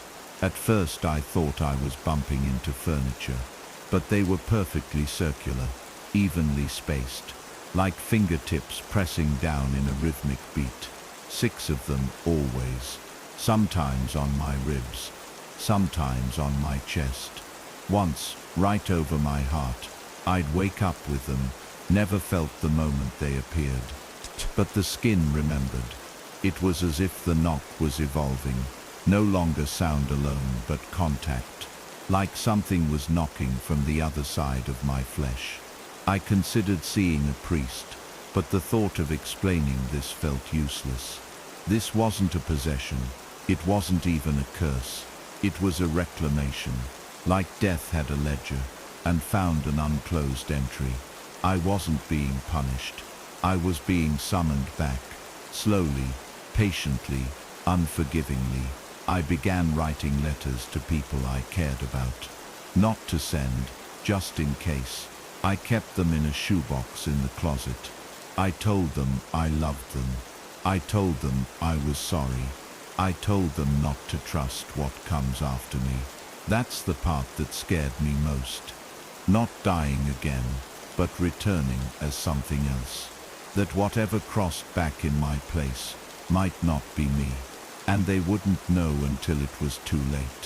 One morning, I looked in the mirror and didn't recognize my own eyes. Not just tired, wrong, like the reflection was half a second behind. Like it was watching, not mimicking. I whispered, "Don't take me yet." And I swear the reflection smiled. Before I did, I smashed the mirror.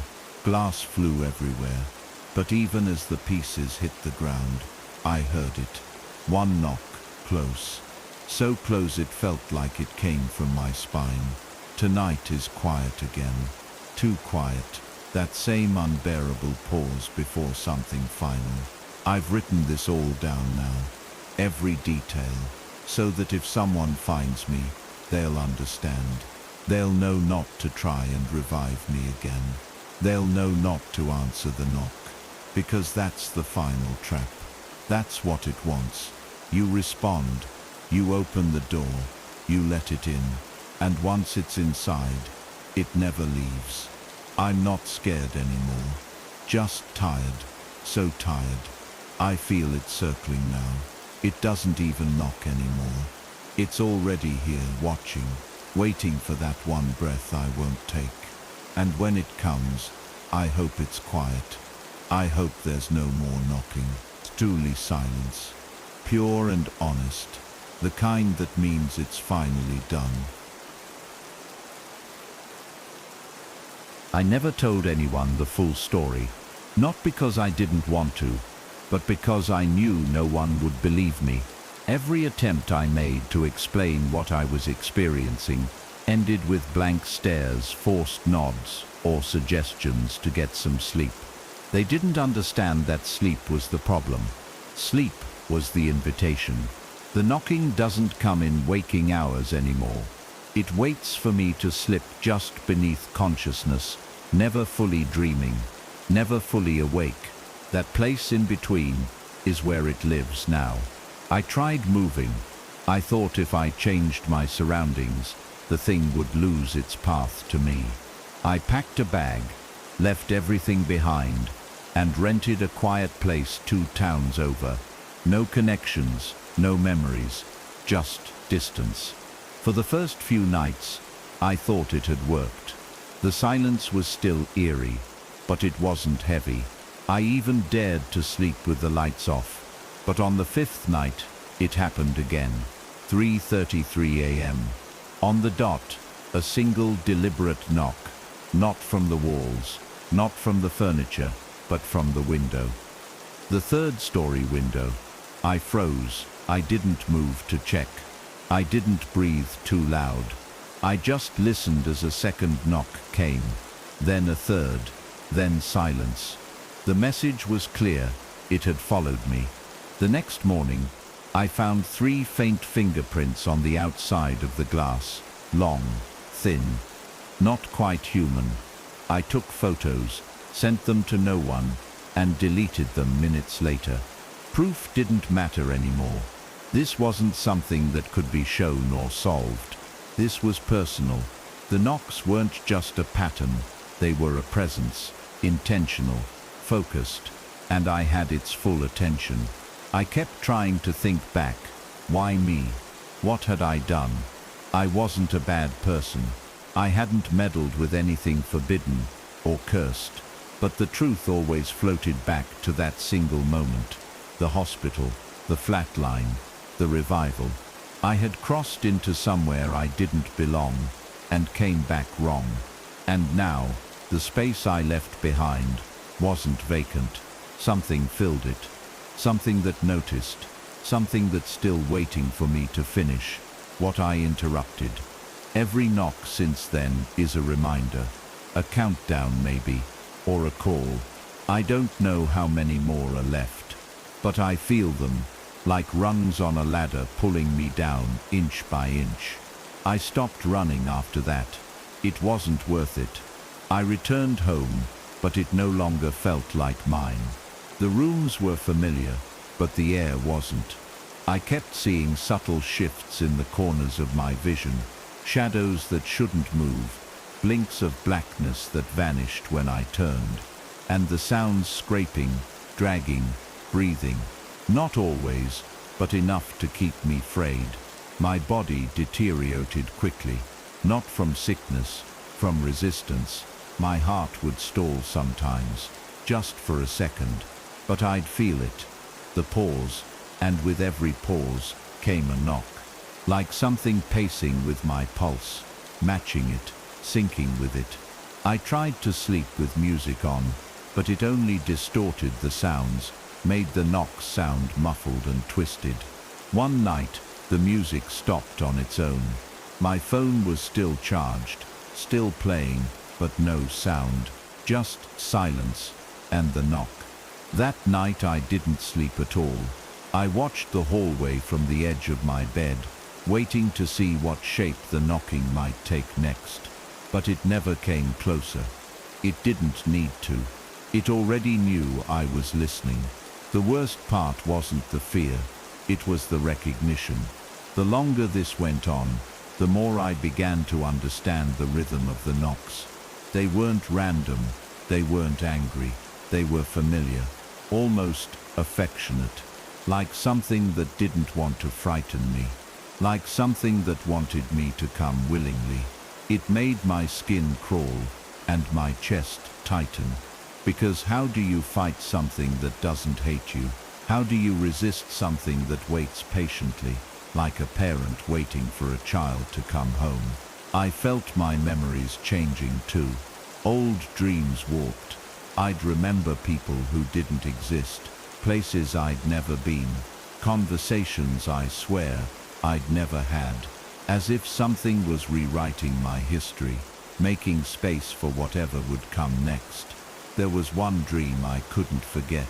I was walking through a hallway that never ended, and on each side were doors, some open, some shut, all knocking, not in sync, just endless chaotic knocks echoing as I passed. At the very end of the hall was one door open slightly, light spilling out. I didn't enter. I just stood there, knowing it was mine. Eventually I stopped working.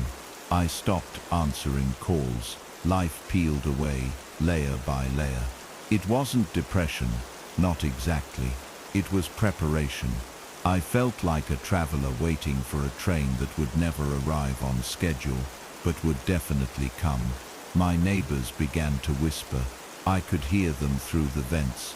They said I talked to myself, that I stood still in the hallway for hours, that my lights flickered at strange intervals. I didn't remember any of it. Maybe they were right. Or maybe something was borrowing me when I wasn't looking. One night, I caught my reflection blinking when I didn't. Not delayed, independent. That was when I covered every mirror in the house. I couldn't bear the thought of watching myself be someone else, of seeing something through my own eyes that I didn't control. But the knocking kept going, and it no longer waited for night. It knocked when I cooked. It knocked when I showered. It knocked when I blinked too long. It was always there waiting. I began writing everything down, journals full of notes, recordings, dates, drawings. I wasn't trying to solve it anymore. I was documenting it, in case I disappeared like signal left, in case someone needed to know. Maybe I thought if I recorded enough, it would leave me be, but it didn't. The knocks came louder now, not in sound, but in presence. It wasn't about volume, it was about closeness. The air felt thinner, my body heavier, and the knocks felt internal, like my bones were echoing, like my spine was being tapped from within. I sat in the living room one night, completely still, and whispered, "I'm ready," and for the first time, there was no knock, just a breath, not mine, behind me. I didn't turn, I didn't have to. I knew it was smiling. Now, I wonder if I was ever meant to survive that day. Maybe the knocking isn't death, it's mercy. Maybe it's the natural order trying to correct itself, trying to bring balance. And I, by living, disturbed it. I picture the hands that knock, long, slow, careful. I picture a hallway, infinite, with doors for every soul, and maybe mine was left ajar. Maybe something slipped through and has been looking for me ever since. I can feel it even now, as I write this. The air is still again, that same impossible silence. I think it's waiting for me to finish this chapter, and when I do, maybe it will finally stop knocking, or maybe it will knock one last time, and I won't resist. There was one night I thought it would finally end, not in some dramatic confrontation, but in the quietest, most unremarkable way. I had taken sleeping pills, not out of desperation, not to escape, but to rest. I told myself it was just to sleep through the knocks, to buy myself one night of silence. But deep down, I knew what I was really inviting. I remember sinking into the mattress, every part of me slowing down, body surrendering in pieces. The room was still. Time stretched and folded like warm fabric around me. Then, just before unconsciousness took full hold, I heard it, a knock, but not on the walls, not on the glass. It came from my chest.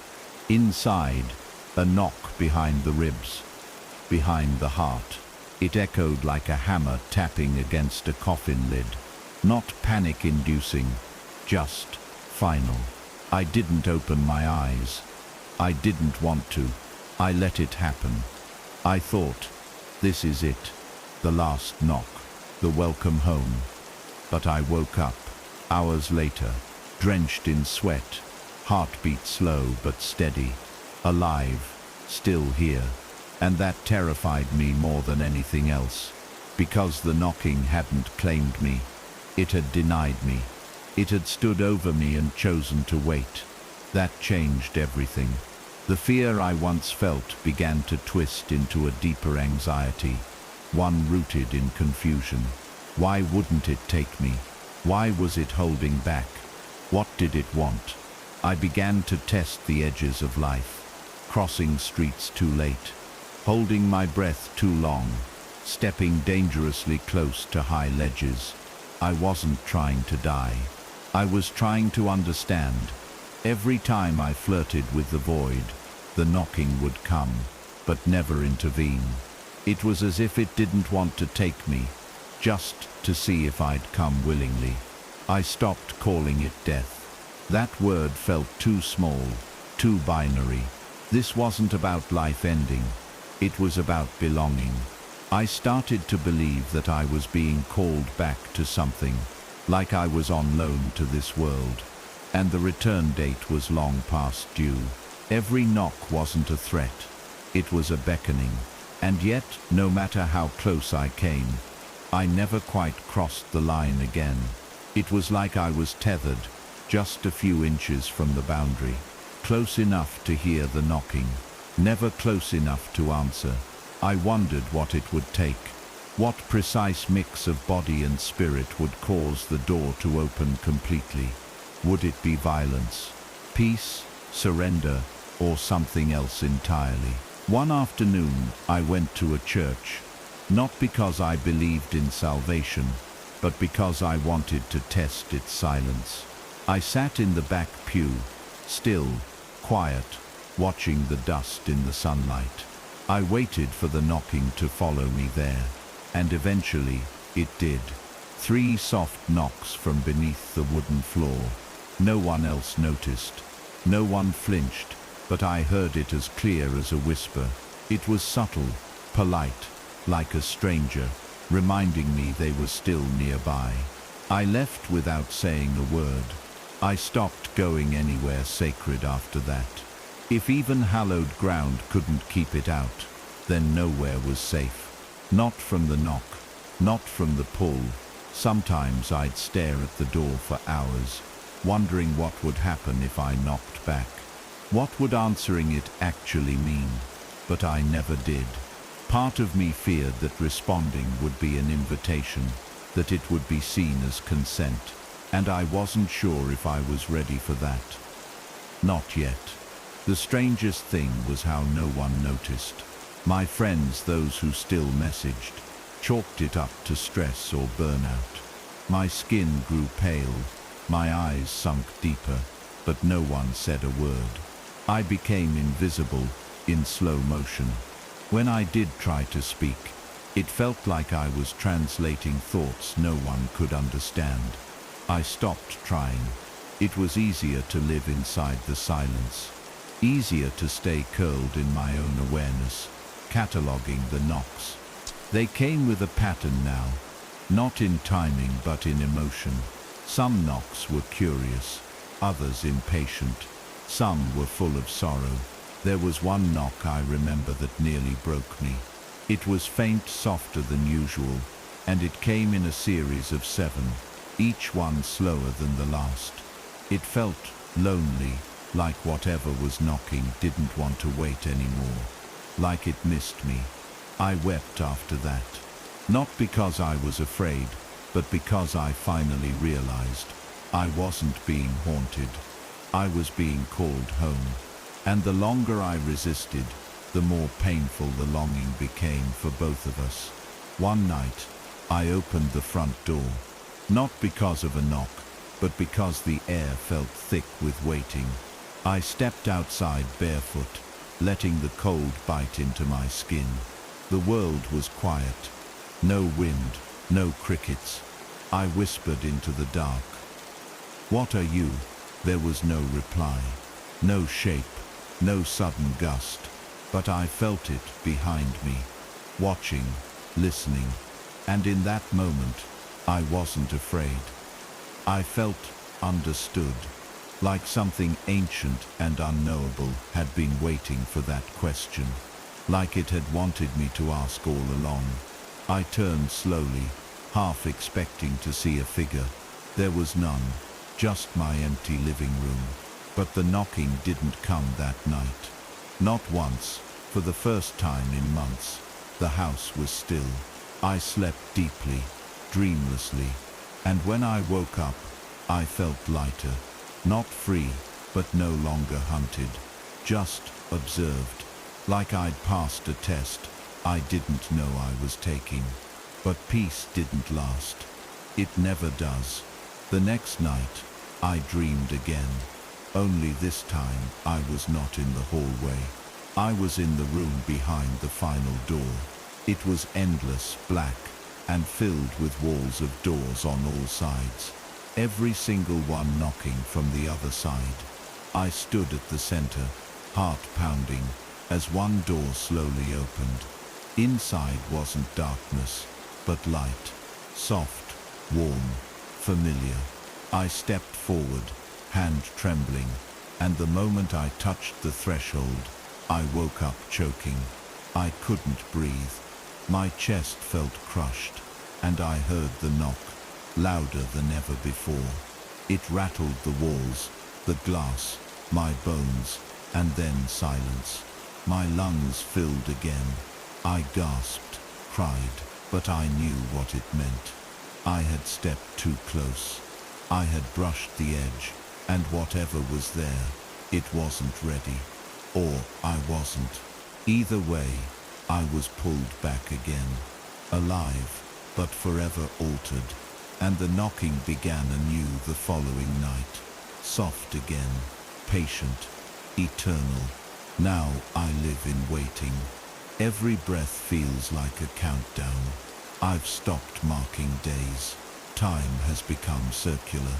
The knocks come in cycles, each one more desperate, more emotional. I feel it watching me through the walls, not with menace, with yearning. Sometimes I wonder if it's trapped, just like I am. Two things between worlds, forever reaching, never touching.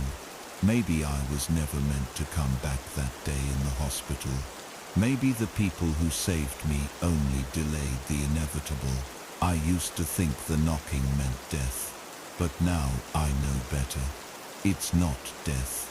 It's what comes after, and it wants me to remember what I saw, what I felt when I crossed. But memory fades, language fails. All I have left is the sound, the knock, and someday when it comes one final time, I won't be afraid. I will open the door, and I'll step through, not into darkness, but into understanding. I started noticing subtle changes in the air before the knocks came, like a shift in pressure or the faintest drop in temperature that only lasted seconds. The house would sigh, and then the sound would come, always deliberate, never frantic. But something was different now. The knocks had grown tender, less like warnings, more like whispers from an old friend. They no longer startled me awake. Instead, I found myself waiting for them, even longing for them on the nights they didn't arrive.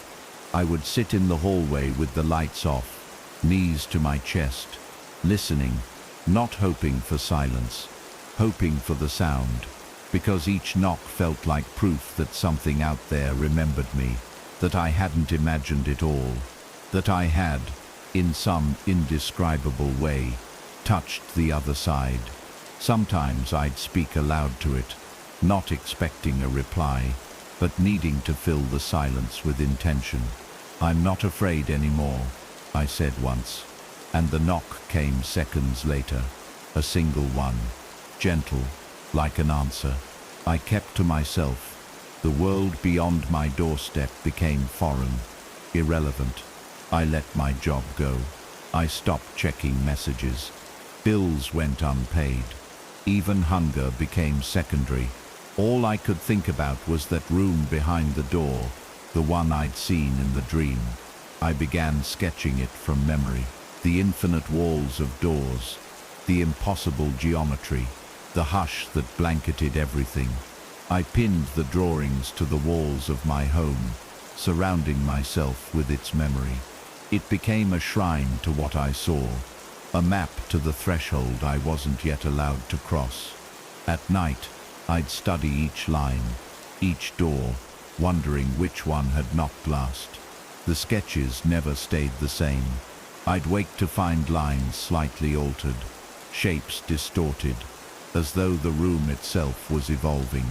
Sometimes the knocks would come from behind a newly drawn door, one I didn't remember adding. It was as if something was drawing with me, whispering through ink.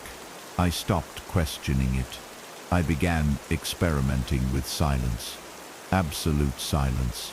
I bought noise-canceling headphones, turned off every appliance, pulled the power from the entire house. I sat in the dark, still as death, and listened not for sound, but for what followed it. The knocking didn't care about noise. It came regardless, but I realized something important. Each knock had a rhythm unique to the moment. Some slow, full of thought, others urgent, 3 short raps, like a warning. But the one that shook me most was a new rhythm I'd never heard before. 2 knocks, pause, 1 knock. It repeated every night for a week. It felt deliberate, almost encoded. I searched books on Morse, musical phrasing, even ancient rituals. Nothing matched it exactly, but I felt it meant something. It wasn't a summons, it was a question, one I didn't know how to answer.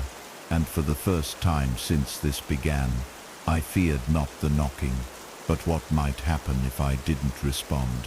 What if I was ignoring a plea? That question haunted me more than the knocks ever did. I began dreaming of voices, not speaking words, but shapes, colors, impressions. There were no faces, only feelings. They weren't threatening, they were desperate, like children in a burning house reaching out for anyone to notice. One night, I reached back. In my dream, I pressed my palm to a black door, the surface cold and breathing. I whispered, "I hear you." The knock that followed came not from the door, but from me. It echoed inside my chest. When I awoke, my ribs ached. My heartbeat skipped once. I didn't know what it meant. Was I becoming part of it? Was the knocking no longer outside, but within? I stood in front of my mirror and stared into my own eyes, looking for something that wasn't mine. And in the moment before I blinked, I thought I saw it. A shadow behind the pupils, a presence not evil, not foreign, familiar and watching. It was then I realized this wasn't about death, not entirely. This was about crossing. The knocks weren't invitations to die. They were reminders of something I'd left behind, something I had almost reached but never fully understood. A purpose, a role, a contract I'd forgotten. I began to believe I had touched a truth, not meant to be known from this side, that during my near death, I had opened a door too wide, and something had stepped partway through, something that couldn't let go, not because it wanted to harm me, but because I carried a piece of it. Maybe I was it, or had become it. The knocking wasn't coming to claim me. It was coming to remind me, to keep me tethered. Every knock said, "Don't forget," and I didn't. I couldn't. Not anymore. The final proof came one morning. I had fallen asleep at my desk, head on a notebook full of scrawled dreams and diagrams. I awoke to the sound of knocking, impossibly loud, vibrating through the floor, the ceiling, my teeth. But when I opened my eyes, I wasn't in my home. I was in that same dream room, but it wasn't endless this time. It had changed. Only one wall, one door, and behind it, silence. I walked forward, unafraid. My hand touched the knob. It was warm. I turned it, but didn't open it. I just stood there breathing and said, "I'm ready when you are." No knock followed, no reply. But when I woke up, something had changed. My house was untouched. My body felt normal. But there on the inside of my front door was a mark, a single black handprint. Mine, but not mine. And that was all the answer I needed. Since that day the knocking has changed. It no longer follows injury or sickness. It comes in waves, in moments of stillness or deep thought. Sometimes I'll be walking, and I'll feel it behind me, a pressure, a waiting. Other times, it's in my dreams, the sound of knuckles on glass just beyond the veil. I've accepted that it will never stop, because it's not about death, it's about the bridge between. I was never meant to stay fully in this world, but I was never claimed by the next. I exist in the space between knocks, and I listen every day, every night, waiting, not for fear, not for peace, but for understanding, for the knock that will come, not as a warning, but as a welcome. I knew something had shifted permanently after the black handprint appeared. I didn't wipe it away. I didn't dare. It felt like a signature, not a threat, not a curse, but proof of a pact, one I had unknowingly agreed to when I came back from the edge. Since then, life around me moved on, but I didn't. People I once knew stopped calling. I stopped answering, not out of bitterness, just necessity. It was like I existed in a time delay, like my thoughts were always seconds behind the world around me. Food lost its taste. Music became static. Only the knocks remained vivid, clear, intentional. They became the most real thing I knew. There were nights I didn't sleep at all, just paced, listened, recorded. I filled notebooks, dozens of them, each knock time-stamped, direction noted, strength measured. They formed a pattern I still couldn't decipher, but I knew they meant something. They were counting down, or building towards something, a crescendo, and deep down I knew what waited on the other side. One evening, as twilight bled across the windows, I felt it stronger than ever, a heaviness in the house, not oppressive, more like a hush before a grand performance. I sat on the floor, back against the front door, staring at the opposite wall. No knock had come in days. I felt the absence like a wound, and in that silence, I realized the knocking had become my heartbeat. The rhythm that reminded me I was still in between. Without it, I felt unanchored, hollow. But that night, at precisely 3:33 a.m., the knocking returned. Not from the walls or beneath the bed, but from inside me. A deep reverberation in my spine, echoing through bone. 4 knocks. Deliberate, final. I didn't panic. I closed my eyes and said aloud, "I hear you." And this time something responded, not with sound, but with a presence, a weight that settled over me gently, like hands on my shoulders, not pulling, not forcing, just guiding. I stood and walked without choosing to. My body moved with purpose, down the hall, into the room with the drawings. The sketches had changed again, doors now ajar, cracked open, behind them, blackness deeper than night. I placed my hand on one of the drawings, and my fingers sank through the page. No resistance, just passage. I didn't question it. I leaned forward, and the wall gave way. Suddenly, I wasn't in my home. I stood in the long corridor of doors once more, but now, they pulsed faintly. They were alive, waiting, listening, and I understood now. They weren't barriers, they were invitations, choices.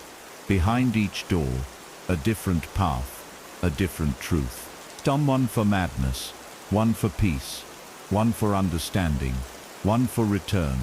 I stepped toward the door that called to me, not with sound, but with memory. The one that had knocked first. I touched it, and for the first time, it opened on its own. Inside was a mirror, nothing else, just a mirror, and me. But not quite me, a version of myself that hadn't returned from the near death. Pale, still, eyes open, but empty. I stepped closer, and the reflection moved independently. It raised its hand, placed it against the glass. I did the same.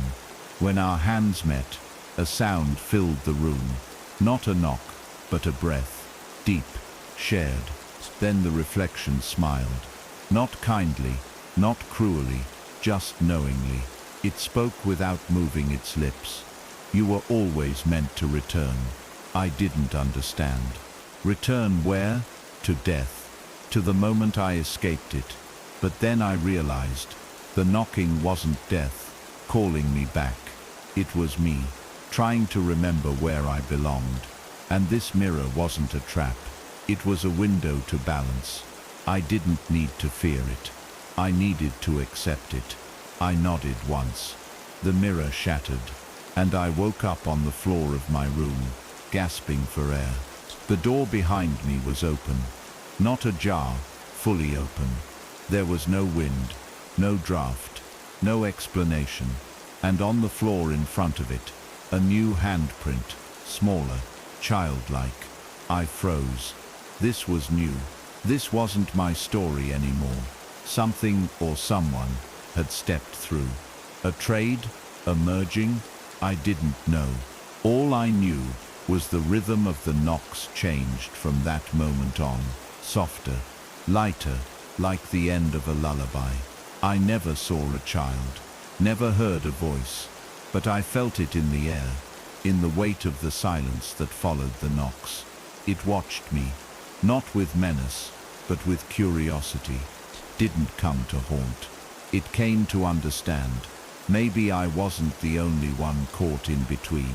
Maybe the knocking was a meeting place, a bridge not just between life and death, but between wanderers, between lost souls too stubborn to stay where they were placed. Now, I keep the door open every night. I light a single candle and sit by it, notebook in hand. The knocks still come, but not every night. Only when I start to forget. Only when the world pulls me too far into the noise of the living. That's when it reminds me. You've crossed once, you can cross again, but I no longer fear it, because I know the truth. Death isn't a thief, it's a messenger. It doesn't come to take, it comes to teach. And what it taught me is this: the line between the worlds is thinner than breath, and once you've heard the knock, you'll never stop listening for it. Not because you want to die, but because you've learned there's more beyond the silence. Something real, something waiting. And when my final breath does come, I won't resist it. I won't beg to stay. I'll hear the knock, wherever I am. I'll smile, I'll stand, and I'll answer the door, not with fear but with recognition, because I've already been there. I've already seen behind the veil. And what waited wasn't horror, it was truth. I wasn't meant to die, but I was never meant to stay unchanged either. I walk the edge of something ancient, and when the final knock comes, I'll step forward, not to end but to begin. I will return to the place between breaths, to the rhythm that called me back, and this time I won't look behind. The knocking only happens when I'm near death, and next time I won't be near, I'll be through. The air shifted the moment I let my guard down.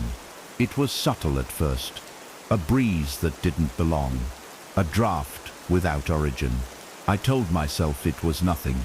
The heating vent, a loose window seal, the kind of ordinary disturbance the mind accepts when it's desperate for order. But this wasn't ordinary. The temperature didn't change. The lights didn't flicker. Instead, there was a stillness, a silence that moved like it had intent. For days, I hadn't heard a single knock, and I almost let myself believe that it was over, that maybe my silence starved it. But that wasn't the truth. The knocking had stopped because it didn't need to announce itself anymore. It was inside now. Not just inside the house, but inside the space I lived in. Inside the time between breaths. I began noticing the signs the way you notice. A smell you can't describe. Something just felt occupied. I'd sit down to eat and feel watched.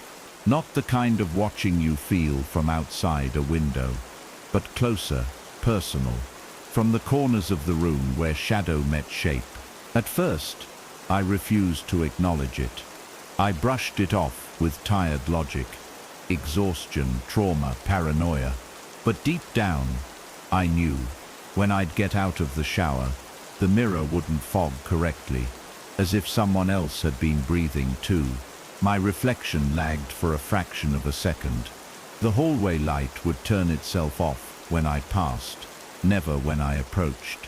None of it was violent. It didn't want to scare me. It wanted me comfortable. Then came the dreams, if they could even be called that. They weren't chaotic or surreal, like typical dreams. They were specific, focused, fragments of moments I hadn't lived, but somehow remembered. A long hallway, a closed door, a soft thud behind it. I would walk slowly, feeling the floor shift with every step. And right before I reached the knob, nothing. I'd wake up gasping, hand outstretched. Each time I was closer. Each night, the door in the dream was ajar. And I swear, I began hearing the knocking in the dream. Faint, rhythmic. It was no longer limited to reality. Whatever this was, it had begun nesting in every layer of my consciousness. It wasn't hunting. It was preparing. I told myself I would reclaim control. That night, I walked through the house aloud, speaking to it like it was a stray animal. "You don't belong here," I said. My voice cracked halfway through, but I finished the sentence. I wanted to feel brave. But bravery doesn't come from speaking to shadows. It comes from ignoring the voice that tells you the shadow is listening. And I knew it was. My own voice sounded smaller in that moment, swallowed by the walls. I slept with the door open that night, not as an invitation, but as a challenge. But deep down, I think some part of me was inviting it in. I wanted proof. I wanted to see what I was fighting. I didn't realize that seeing it wasn't the danger, being seen by it was. That night, the knock didn't come at 3:33. It came at 3:17. The pattern was different, slower, measured, as if the thing on the other side knew I was awake.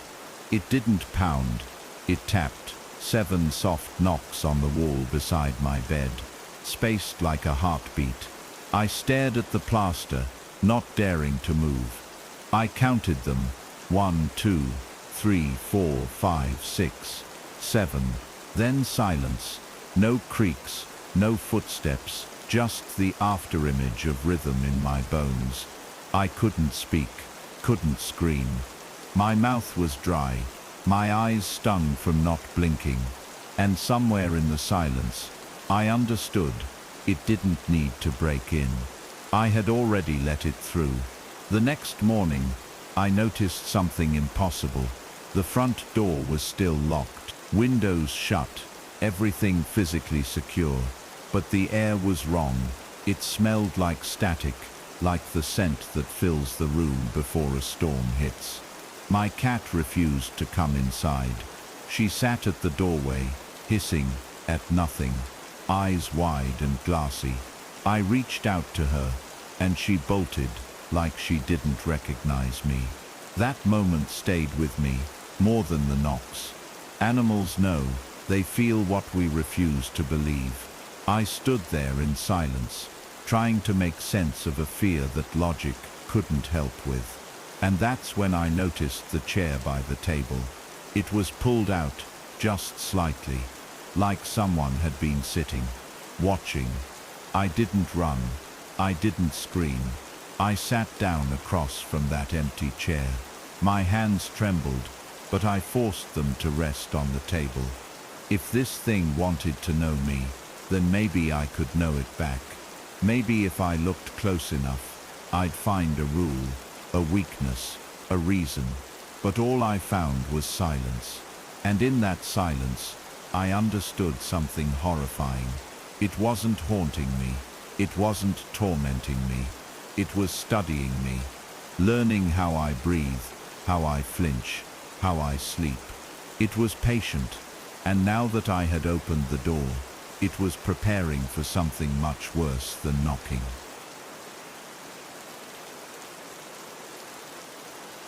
I awoke from the dream drenched in sweat, my heart rattling like a loose bolt inside my chest. But it wasn't just the remnants of sleep that clung to me. There was a residue, emotional, invisible, but present. Something had followed me back.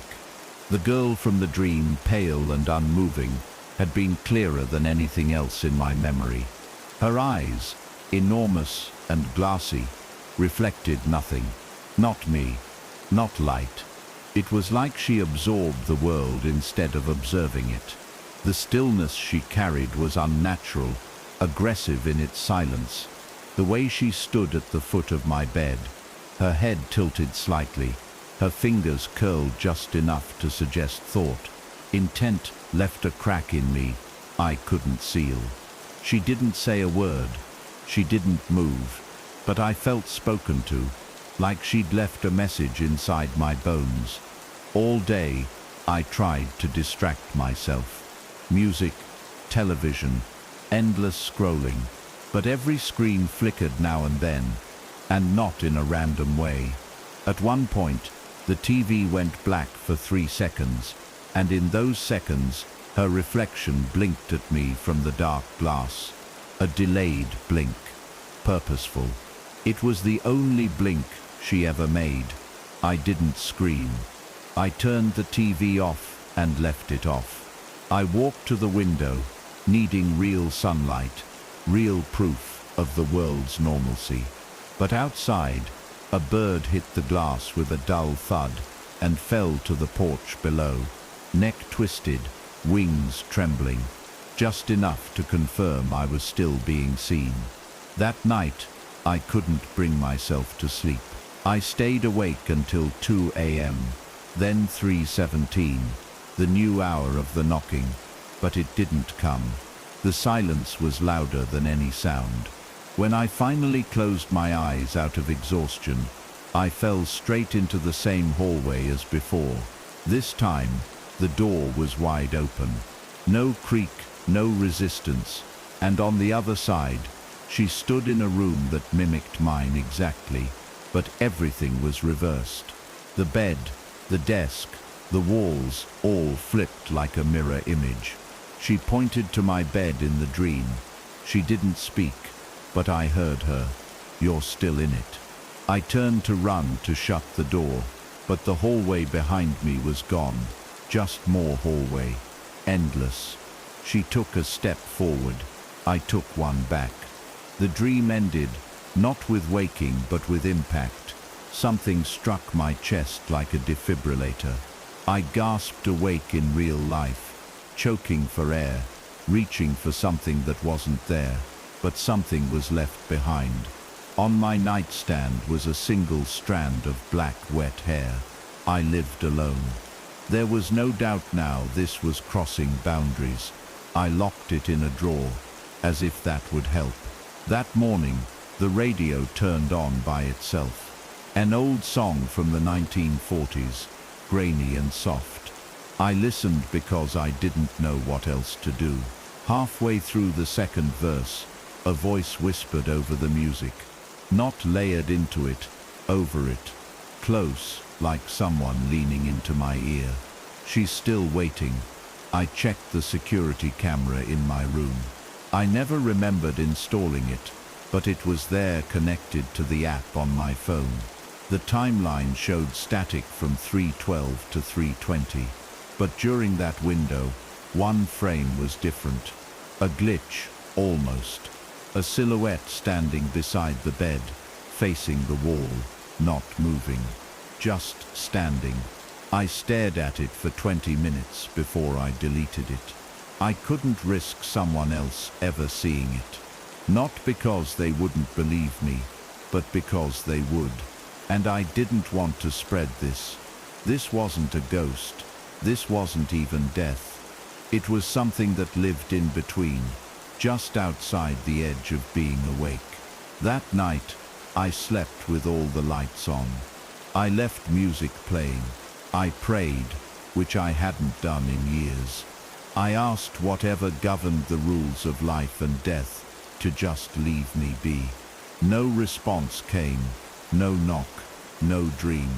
But when I opened my eyes in the morning, something was different. Every drawer in the house was open. Not rifled through, just open, neat, polite. As if someone had walked through my home looking for something specific and didn't bother hiding the search. On the bathroom mirror there was condensation, like someone had taken a long shower. In the middle of the glass, perfectly drawn, a handprint, small, feminine, and above it, 4 letters written in the fog, "Stay." By now, I realized the rules were broken. This thing didn't want to be exorcised, didn't want closure or release. It wanted proximity, presence. I was no longer being haunted. I was being lived with. The knocking was only the beginning. Now came the silence, the patience, the mimicry. It wasn't death that was after me. It was what came before death. That lingering space where breath is shallow and the soul leans slightly out of the body. And in that space, something else had found room.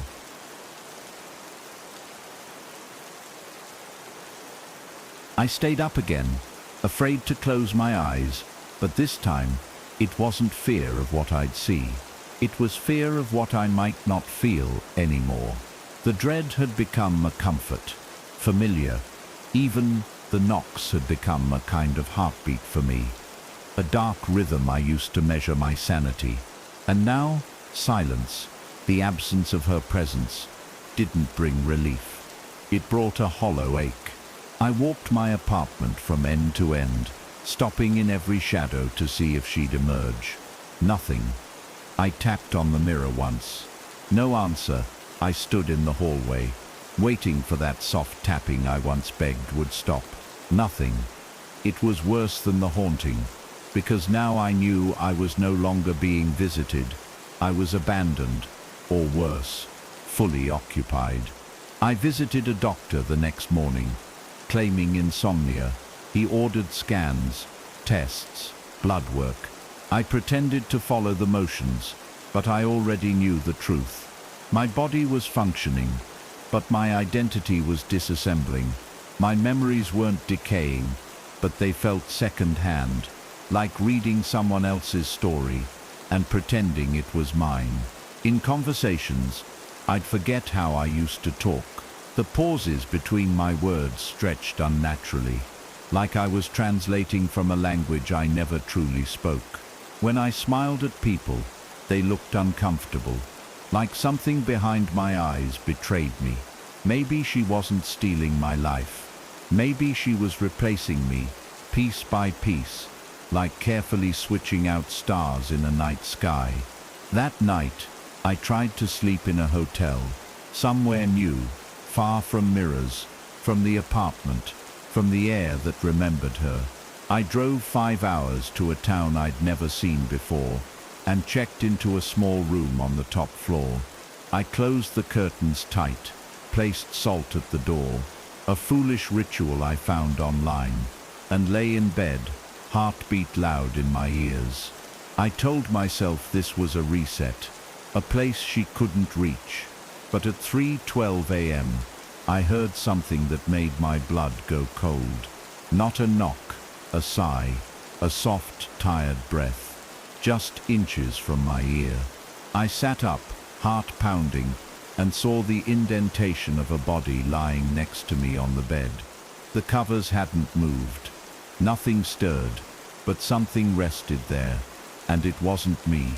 I didn't scream. I didn't run. I lay back down beside her, because I understood now, this was not a haunting, it was an arrangement. She had chosen me, and in some quiet way, I had chosen her too. Maybe not with my words, or even my actions, but in the hesitation, in the stillness. In every time I listened instead of resisting. She had been building a nest inside my pauses. She didn't want to kill me. She wanted to live again. Through me, around me, within me. And I had let her, because death doesn't always come with claws and smoke. Sometimes it comes with eyes that never blink, and hands that only knock when you forget to breathe. I returned home the next day, more calm than I had felt in weeks. People asked where I'd been. I answered easily. My voice no longer trembled. I felt stable, controlled. Except it wasn't my control. It was ours. We moved together now. I still eat, still sleep, still walk through the city like anyone else. But there are moments, subtle ones, where I feel her steering. A shift in where I look. A word I wouldn't normally use. A moment of stillness that stretches a second too long. People don't notice, not really. They just say I seem quieter now, more focused, more distant. Every once in a while, I still hear it. A knock, soft, patient, but not from doors or walls, from inside, somewhere deep in the bones. It's no longer a warning. It's a rhythm, a reminder. I'm never fully alone anymore. When I near death again, and I know I will, she won't need to knock. She'll simply open the door, because I left it. Unlock the moment I let the silence in. This is the part of the story people don't tell. They speak of hauntings, of ghosts and shadows. But what if the most terrifying thing isn't that something follows you after death, but that it chooses to stay before you ever cross over?